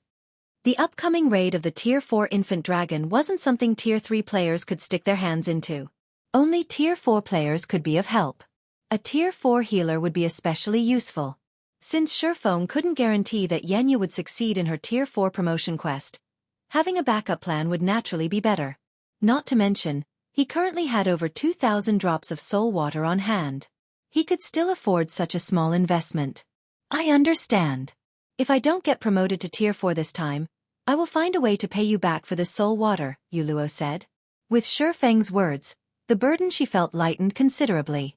Truthfully, she would be lying if she said that she did not want the soul water. After all, the Tier 4 promotion quest was no walk in the park. Meteorite City's peak experts demonstrated this point quite well. Among all the peak experts who had challenged their Tier 4 promotion quest, less than 10% succeeded. Not to mention, she was slightly weaker than them. However, if she had the soul water's mind-cleansing effect, she would most likely be able to stand on equal footing with the local peak experts. Yu Luo accepted the soul water, a glint of determination appearing in her eyes. This was because this drop of soul water represented not just hope but also a burden.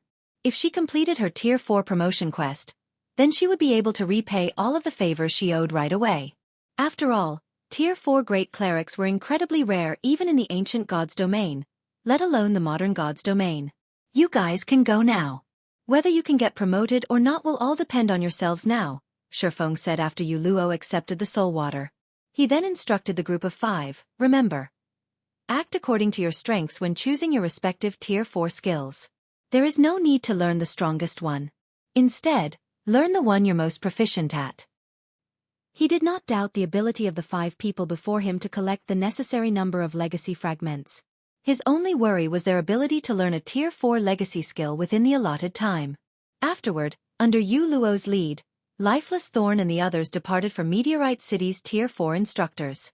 Now, only Shifeng remained inside the hotel room. Let's hope a few of them can reach Tier 4. If that's the case, we'll have an easier time dealing with that infant dragon. Looking at the group of 5's departing figures, Shifeng inwardly celebrated the fact that he managed to get through his Tier 4 promotion quest previously. Immediately afterward, he sensed the state of his mana body and smiled. It's about time I grinded for some levels. If I don't get used to this mana body, I might cause the quest to fail.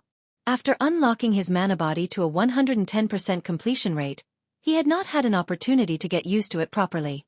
His duel with Lionheart didn't prove anything. After all, mana bodies provided all-around improvements to players. There was no way he could determine all of these improvements just by putting all his strength into one attack. In fact, he couldn't even tell if his overall combat power had improved or not through his duel with Lionheart. This was because the mana body's improvement mainly led to subtle improvements in various aspects. On the surface, it was impossible to tell if his improved mana body had brought any changes to his overall combat power. After all, his basic attributes remained the same as before. Right now, the only obvious improvements were in the density of his mana, his control over mana, his physique, and his 5 senses. During his fight with Lionheart, He had only proven that the improvement of his mana body had positive effects on his mana techniques. Even then, he still wasn't clear how the improvement had triggered such a change. Needless to say, he was even more clueless about the other benefits his improved mana body had to offer. Read latest chapters at Wuxia World. EU. If he wished to fully utilize his new mana body and maximize his combat power, he would need to readapt to his mana body. It was akin to learning a new skill or spell. He would need to put in a lot of time and effort into adapting and training.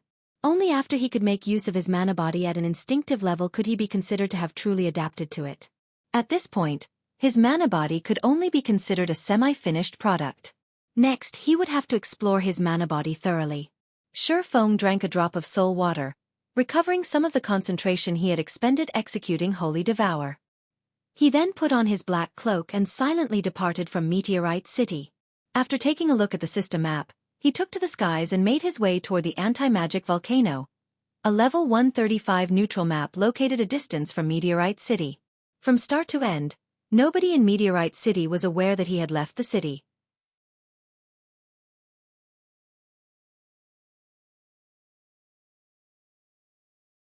Chapter 2779. Astonishing improvements. According to Xueqi's understanding, few players and NPCs from Meteorite City and other nearby cities were willing to come to the anti-magic volcano to grind and explore. Several factors contributed to this situation. Firstly, the thin mana environment here prevented players and NPCs from exhibiting the power of their skills and spells to their fullest extent. This, in turn, would put players and NPCs at a severe disadvantage against monsters. Secondly, what little mana there was in the anti-magic volcano was incredibly chaotic, which made it nigh impossible to control. Hence, doing combat here would not allow one to improve their control over mana. Thirdly, and most importantly, the monsters inhabiting the anti-magic volcano consisted solely of fire-type elemental creatures and beasts. These monsters had a combat power a lot higher than the average monsters. In addition, they existed in large numbers in the anti-magic volcano. Even a 1,000-man team of Tier 3 players would have difficulty staying alive in this map, let alone grinding for EXP. However, unlike other players, Xueqi considered this neutral map the perfect leveling spot for him. This place really is amazing. There are actually so many great lords and grand lords here. As Xueqi looked down at the wandering monsters while hovering in midair, he couldn't help a little excitement. With this, I won't have to worry about not having enough crystals of souls. Volcanic Behemoth, Demonic Beast, Grand Lord, Level 139 HP 3,600,000,000, Infernal Warlord. Elemental Creature, Great Lord, Level 137 HP 1,320,000,000, Infernal Chieftain. Elemental Creature, Grand Lord, HP 3,100,000,000. Xueqi had to admit that the anti-magic volcano was a sight to behold. This neutral map teemed with Great Lord-ranked monsters.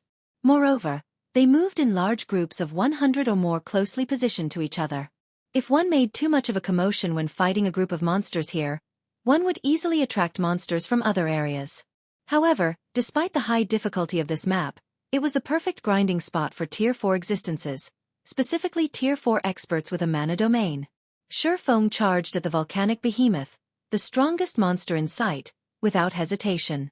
The next moment, when Xueqi got within 300 yards of the Volcanic Behemoth, the Grand Lord in question noticed his presence. Immediately, the 30-meter-tall beast covered in flaming scales let loose a deafening roar. The roar instantly attracted the wandering and resting volcanic beasts, and over 3,000 volcanic beasts converged on the Volcanic Behemoth's location in the blink of an eye. The majority of these volcanic beasts were level 135+ lords, with some of them great lords. Even a 1,000-man team composed of Tier 3 experts of the same level would falter when faced with so many volcanic beasts. After all, not only were these monsters moving in an organized manner, but the mana their bodies radiated also showed faint signs of synchronizing, which would double the power of the fire-type spells they cast. Suddenly, thousands of fiery attacks shot into the air, heading towards Xueqi. Although the attacks were not fully synchronized with each other, the sheer number still allowed them to exhibit power at the Tier 4 standard. That was more than enough to deter any ordinary Tier 4 combatant from tanking the attacks. Come! However, when Xueqi saw the several thousand attacks coming at him, not only did he not show the slightest sign of fear, but he even displayed excitement. The next moment, Xueqi swung his hand and began manipulating his mana body's power. Suddenly, with Xueqi as the center, a ripple spread into the surroundings. At the same time, a storm brewed in the surrounding space, causing even space to shudder. Boom! Boom! Boom! For a time, explosions echoed throughout the sky in rapid succession. The sky itself transformed into a sea of flames as the storm annihilated the thousands of fiery attacks. Afterward, the volcanic beasts enveloped by the storm knelt on the ground one after another. Only the Great Lord-ranked volcanic beasts remained standing. However, standing was pretty much all they could do, as even moving their bodies took grueling effort. As for the volcanic behemoth, the leader of the volcanic beasts, it didn't fare that much better than the Great Lord-ranked volcanic beasts, either. My mana domain has improved to such an extent? Xueqi was astonished when he saw the thousands of kneeling volcanic beasts and the volcanic behemoth, which had great difficulty moving his current mana domain, was actually capable of suppressing even a Grand Lord to such an extent. Despite being a strength-based demonic beast, the volcanic behemoth had barely half of its mobility left. If he used his mana domain against agility-based demonic creatures, the suppression effect would most likely be even more prominent. After a moment reveling in the improvement of his mana domain, Xueqi stopped being polite with the volcanic beasts. Immediately, he activated Blade Domain and began slaughtering the volcanic beasts with the 7 summoned magic swords. All his attacks dealt damage in the tens of millions, with critical hits causing over 100 million damage. In the case of the Lord-ranked volcanic beasts, which had only several hundred million HP, they fell after just 2 or 3 hits. In the end, it took Xueqi less than half an hour to annihilate the 3,000+ volcanic beasts. Even the volcanic behemoth failed to escape his grasp. Since Xueqi fought monsters of a higher level, his experience bar skyrocketed after the battle ended. Of course, as he had already reached Tier 4, monsters at the Lord rank and below granted him diminished EXP. Only those at the Great Lord rank and above granted him normal amounts of EXP. This could be considered one of the disadvantages of getting promoted to Tier 4. Even so, Xueqi still reached 34% of level 127 after the battle. His leveling speed was simply phenomenal. At this rate, he could easily level up twice by the end of the day. However, he wasn't the slightest bit surprised by this situation. In God's domain, after one reached Tier 4, leveling up became a very simple task. All one needed to do was search for places with a lot of monsters. Hence, in the past, Tier 4 players would complain about the lack of grinding spots in God's domain.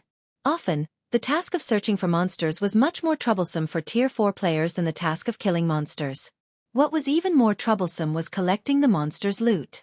The time it took to collect the loot of the monsters they killed was several times longer than the time it took to kill the monsters. Sure enough, the loot collection process is much more tiresome than the grinding process. Xueqi got a headache when he saw all the loot scattered within a 1,000-yard radius of himself. At this moment, he finally understood the suffering of those Tier 4 experts in the past. However, ignoring the loot wasn't an option, either. After all, these monsters dropped considerably excellent loot. Among the items dropped were standard magic crystals, fire-attributed magic crystals, and various rare ores. The fire-attributed magic crystals were especially valuable, worth far more than the standard magic crystal. Attributed magic crystals were essential in the production of certain epic weapons and equipment. Some peak constructions also required attributed magic crystals to build. However, attributed magic crystals were incredibly rare in the modern God's domain. Hence, it would be a massive waste to simply ignore the loot. Xueqi ended up spending 2 whole hours gathering all of the items scattered across the battlefield. However, he had to admit that he had earned a huge harvest. Even if he ignored the numerous level 130 bronze, mysterious iron, secret silver, and fine gold weapons and equipment he got, just the magic crystals numbered over 4,000 already. He had also picked up over 300 fire-attributed magic crystals. Afterward, he killed several more groups of monsters in the anti-magic volcano, pushing his level from 127 to 128. The total number of magic crystals collected to beyond 30,000. And the number of fire-attributed magic crystals collected to 1,500. Be it his leveling speed or money-making speed, both exceeded the standard of ordinary Tier 4 players. Since the sky was darkening, Xueqi found a safe cave and called up his system interface. That's enough for today. With several more days grinding here, I should be able to exceed the average level of the peak experts here. By then, I shouldn't be at a disadvantage in levels when the infant dragon raid takes place. When Xueqi saw that he had already reached 19% of level 128, he found his leveling speed very satisfactory. Not to mention, he had managed to produce 7 crystals of souls through today's grind. Far more than what he could produce in the modern god's domain. Afterward, Xueqi logged out of the game to rest. After all, he had already spent more than 24 hours online. Even if he was using the fearless cabin now, staying online for long periods still wasn't wise. Once he went offline, before he could even climb out of his cabin, a message notification sounded in his cabin. The message's sender was none other than Liang Jing, the person managing Zero Wing's headquarters on his behalf right now. Guild leader, you finally decided to pick up, Liang Jing said in exasperation. I've already brought the 2 vice guild leaders to Yuantian City as per your request. What should we do now? Read latest chapters at Wuxia World. You're here already? Surprised by Liang Jing's swift action, Xueqi chuckled and said, Okay, bring them to the upper zone's entrance now. I'll wait for you there. The upper zone's entrance? Liang Jing couldn't help growing a little excited at Xueqi's words. Okay, we'll be there in 3 hours. Xueqi burst into laughter at Liang Jing's excited expression. However, he understood her mood. After all, the upper zone was a place countless people yearned to enter. But this is a problem. I only managed to get 100 points yesterday, even after exchanging all of the credits I had. If the 2 of them join me, I can't even afford food for the 3 of us. It seems I'll have to convert those 5,000 units of 7 luminaries crystal now. The thought of the food prices here gave Xueqi a headache. Fortunately, he had earned a killing from mythology. Otherwise, he would have to start begging for food. Xueqi tidied himself up and hurried to the Green God Tower.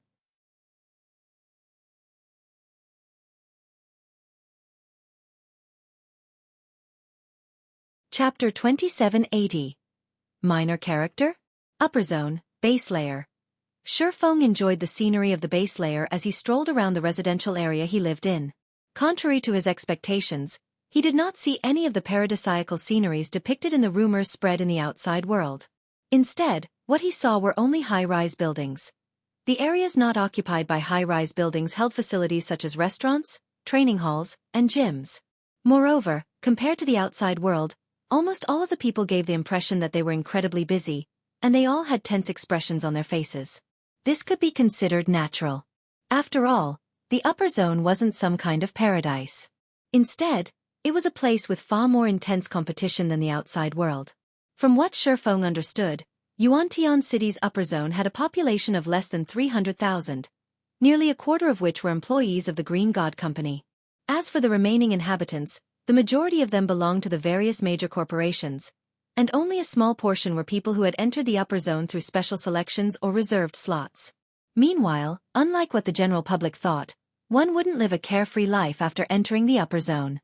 On the contrary, one would face even greater pressure than when they lived in the outside world. The reason for this was the upper zone's ridiculously high cost of living. Just the matter of food already gave Xueqi a headache. Even the most basic meal cost 30 points, equivalent to 300,000 credits. Nobody would pay such an absurd price for food in the outside world. Yet, in the upper zone, this amount of money would buy only the most basic meal. This was still only a small problem in the upper zone. The truly troublesome aspect was the various training resources available here.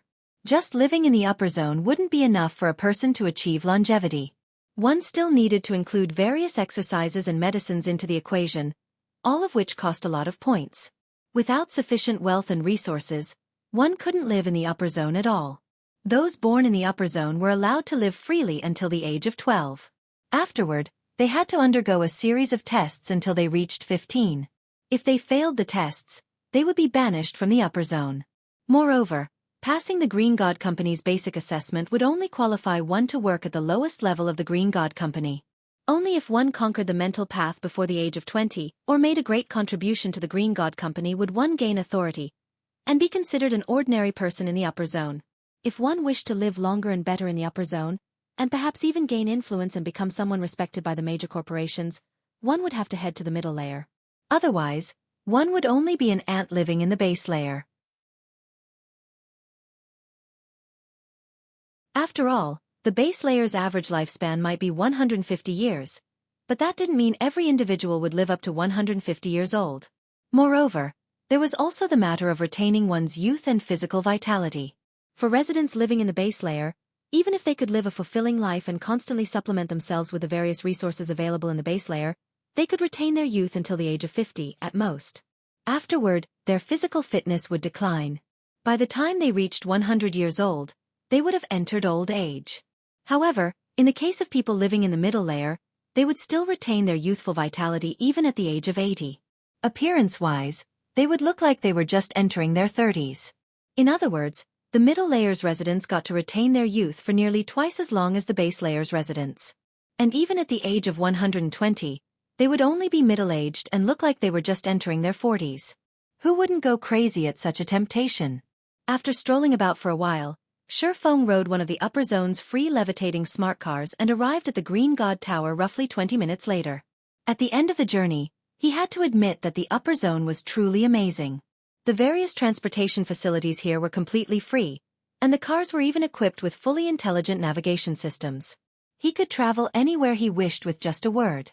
Xueqi made his way to the Green God Tower's 7th floor, which was where all resource exchanges took place in the base layer. Everyone seeking to convert credits into trade points, exchange rare resources for trade points and contribution points, or exchange points for the various medicines the Green God Company offered would come here. Upon arriving on the 7th floor, he found that the hall, which was the size of 8 basketball courts, was crowded with thousands of people. Compared to the registration room he visited previously, this place was many times livelier. Most of the gathered people were wealthy children seeking to exchange for trade points using credits. As to why they were doing so, the reason was simple. Most, if not all, of the major corporations operating in the upper zone had existed for over a century already. After operating for such a long time, the shareholder families running these corporations had grown significantly in size. At this point, with how large the shareholder families' population had become, these families would be fortunate to put their children into the upper zone. In addition, the resources the Green God Company sought were all incredibly rare and valuable. For the sake of their own future in the upper zone, the various corporations wouldn't let the children of their shareholder families casually exchange resources for points at all. Hence, aside from the designated heir or heiress of their respective families, the other children who had entered the upper zone would have to rely on themselves to secure resources in the upper zone. However, as most of these children were not particularly talented, they naturally didn't have the means to get the necessary resources or achievements to earn themselves a lot of trade points and contribution points. They could only visit the exchange center every day to exchange for trade points using credits. As a result, despite the Green God Tower's exchange center being open 24/7, there would almost always be people lining up before the credit area's exchange counters. If news of such a scene were to reach the outside world, jaws would definitely drop. After all, every one of the wealthy children lining up in the exchange center was a prince or princess of a major corporation. Normally, they would have numerous people at their beck and call. Yet, in the exchange center, they had no choice but to behave like normal people and stand in line themselves. And even more surprisingly, none of these wealthy children in the queue was making a fuss. Unlike the credit area, there was only one exchange counter in the contribution area. Usually, almost nobody stood before this exchange counter, and anybody wishing to use its services could do so without having to wait. However, when Xueqi approached the contribution area, 2 people were already standing before the exchange counter there. Moreover, he actually recognized both of them. One of them was none other than Han Feng, the heir of the 5 States Corporation. Out of all the corporation heirs Xueqi had met before, Han Feng had the most exaggerated physical fitness. Han Feng also did not behave like the typical princeling of a major corporation. The person standing behind Han Feng was the butler Xueqi. Young master, now that we've completed the Green God Company's assignment, I believe your total contribution points will reach 60,000 once the evaluation is complete and enter the top 10 rankings. If we factor in the corporation's decision to support you fully this time, I'm certain you'll be able to enter the top 3 in the contribution competition this time, Xueqi said excitedly. The contribution competition was held once every 3 months. The top 3 of the competition would gain the right to stay in the middle layer. Although the duration of the stay was only 3 short months, this was also one of the few ways the various corporations could gain access to the middle layer. Meanwhile, so long as Han Feng entered the middle layer, he could acquire resources that were far superior to what was available in the base layer. At that time, his status in the upper zone would immediately skyrocket. However, Han Yifeng remained indifferent to Zhuo Linqiu's words. Shaking his head, he said, "While I am confident of getting into the top 5, my chances of getting into the top 3 are still slim. The people currently ranked among the top 3 have held those positions for the past 2 years. According to rumors, those 3 people are close to gaining high-grade authority. They will definitely do everything they can to retain their positions, so it won't be easy to surpass them in contributions. In fact, despite not having put in any real effort, they have already accumulated over 100,000 contribution points. If we show signs of trying to compete for the top 3, it wouldn't be strange if their points suddenly doubled or tripled." At Han Yifeng's words, Zhuo Linqiu fell silent, acknowledging that the top 3 rankers were indeed a cut above everyone else.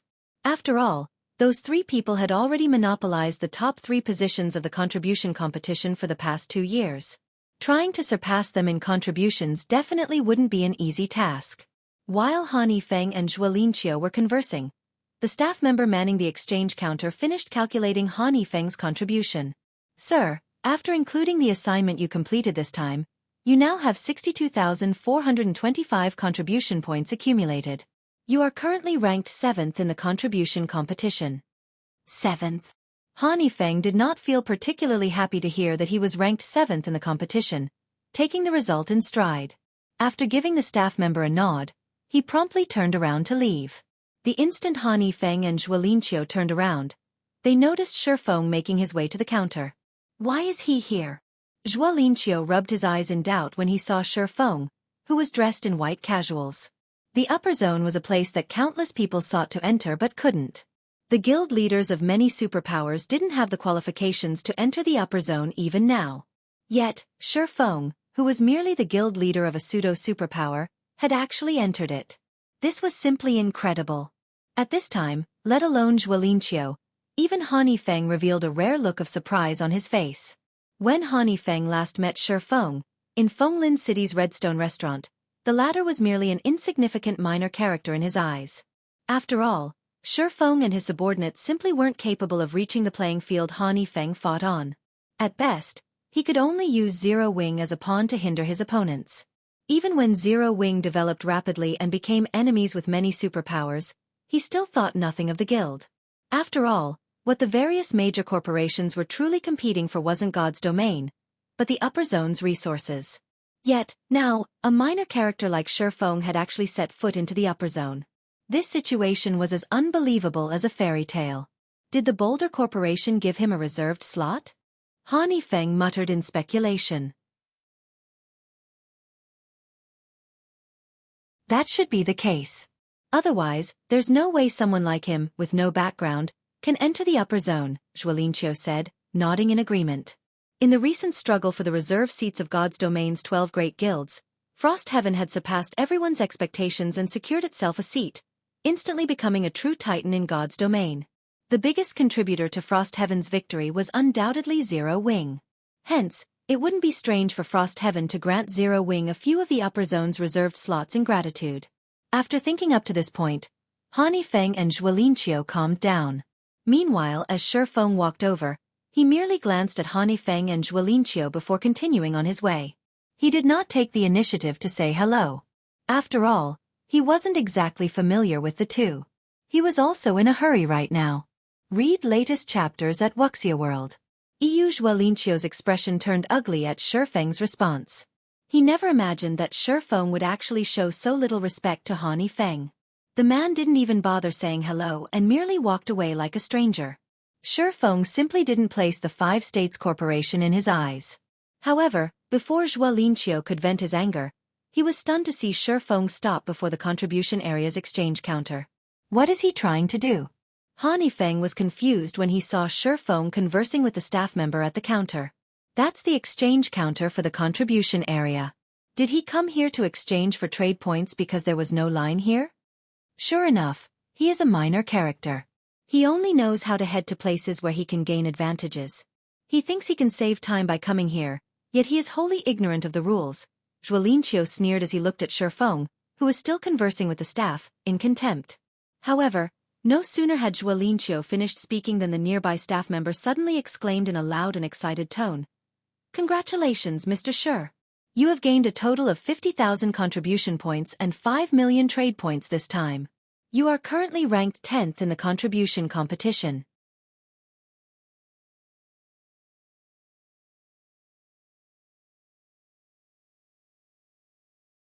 Chapter 2781. Times have changed. 50,000 contribution points? 10th place? When Xueqi heard the Green God Company's staff's words, he was dumbfounded. In fact, even Han Feng, who possessed an apathetic personality, felt a little dazed at the staff member's words. After all, Shi Feng was initially only a pawn in their eyes. Yet, not only did he climb up to the same playing field they fought on, but he was now even actively competing with them. No wonder he didn't put us in his eyes. Realization dawned upon Xueqi as he looked at Shi Feng. However, a moment later, a hint of mockery appeared on his face as he said, "It's a pity he doesn't know that the contribution competition participants are just warming up and that the current rankings are only temporary." The upper zone's contribution competition had been going on for many years now, and everyone mostly understood how it worked. Those intent on participating in a particular season's competition generally wouldn't reveal their cards in the first 2 months of the season. This was because contribution points were basically trump cards for participants. Naturally, it would be best if participants hid their cards as deeply as possible and only revealed them at the last possible moment. Only then could these trump cards play a vital role. Moreover, there was an added benefit to accumulating contribution points in secret. Deciding whether one would continue participating in a particular season's contribution competition or not. After all, aside from time-based assignments, other forms of contributions could be reserved for future competitions if necessary. Since the contribution competition had been running for many years now, some participants had been accumulating contribution points for a long time. These participants were waiting for the fateful day when they would reveal all their cards, instantly securing one of the top 3 positions, and gain access to the middle layer. Meanwhile, the current contribution competition was less than a month along.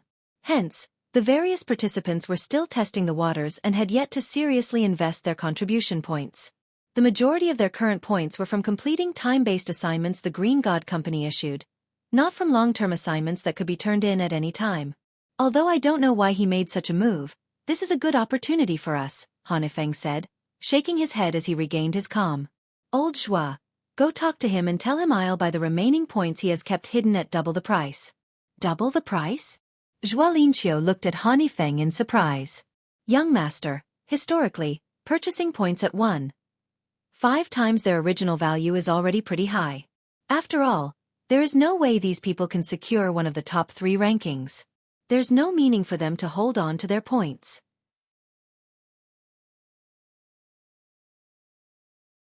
If other people were to find out that you're offering to purchase his hidden points at double the price, they'd most likely raise their own prices, as well." There were many instances where multiple participants joined hands to compete in the contribution competition. After all, unlike contribution points gained through completing assignments, points gained through other sources could be freely traded in secret. When a competition was about to end, participants who were close to the top 3 positions would often purchase the hidden points of other participants. Naturally, as Han Feng was aiming for one of the top 3 positions this time, he would also participate in this practice. The exchange rate would be based on the prices of the items sold by the Green God Company. "Just do as I say." The Green God Company announced that the top 20 participants would receive a reward. So many people are trying to compete for the top 20 positions. It is only natural for the price of contribution points this time to be higher, Han Feng said, shaking his head. According to the information he had obtained, the Green God Company intended to further squeeze the various corporations for their wealth. To do so, the company had intensified the competition by allowing the top 20 participants to exchange for a limited number of items exclusive to the middle layer. Once this information spread, the price of contribution points would definitely increase. However, while a price hike was inevitable, the increase wouldn't be exaggerated either. After all, there were only so many items the top 20 participants could exchange using contribution points. Beyond that purchase limit, whatever contribution points they had remaining would become useless. "I understand." Xueqi nodded and walked toward Shi Feng. On the other side, Shi Feng was currently ecstatic. Just a second ago, he had still been a poor bastard in the upper zone. Now, however, he had 5 million trade points to his name, enough to purchase 5 ordinary housing units in the base layer. Of course, these points were still insufficient to purchase a large villa in the base layer. However, they were definitely more than adequate for his daily expenditure. At the very least, even after welcoming Gentle Snow and Aqua Rose into the upper zone, he wouldn't have to worry about their necessities. However, it's going to be difficult to get another large influx of points. It seems I'll have to think of a long-term way to secure 7 luminaries crystals in bulk, Xueqi thought with a sigh. 5,000 units of 7 luminaries crystal was a significant amount, yet it was only enough to get him 5 million trade points and 50,000 contribution points. With just this many trade points and contribution points, let alone catching up with the top 3 rankers of the competition, he probably couldn't afford anything from the middle layer. However, for his present self, obtaining more 7 luminaries crystals wasn't much of a challenge. After all, he was currently in the ancient god's domain. The resources available in the ancient era were far more abundant than in the modern era. After verifying on his quantum watch that he had received the 5 million trade points and 50,000 contribution points, Xueqi planned to head for the upper zone's entrance to receive Gentle Snow and Aqua Rose. After all, this was the first time they were visiting the upper zone. Without anyone to guide them, it was very easy for problems to occur. Read latest chapters at Wuxia World. There were many taboos in the upper zone. If they accidentally violated one of these taboos, there was a high chance they would be banished from the upper zone permanently. However, before Xueqi could leave the exchange counter, Xueqi appeared beside him. Guild leader Shi, we meet again. Although Xueqi felt displeased at Xueqi's earlier attitude, as Han Yifeng's butler, he still greeted Xueqi politely. Master Xue, do you have business with me? Xueqi asked calmly as he looked at Xueqi. Inwardly though, Xueqi was a little surprised by this situation. Although he had expected Han Yifeng to seek him out sooner or later, he never thought that the man would act so quickly. Kurue had informed him about the ins and outs of the contribution competition, so he knew that those competing for the top 3 spots would secretly purchase contribution points from other participants. Now that he had just exchanged for 50,000 contribution points in one fell swoop, those seeking the top 3 spots couldn't ignore his existence. Indeed I do. Moreover, this is great news for you, Guild leader Shi, Xueqi said with a faint smile. I believe you know about the matters regarding the contribution competition already, so I'll get straight to the point.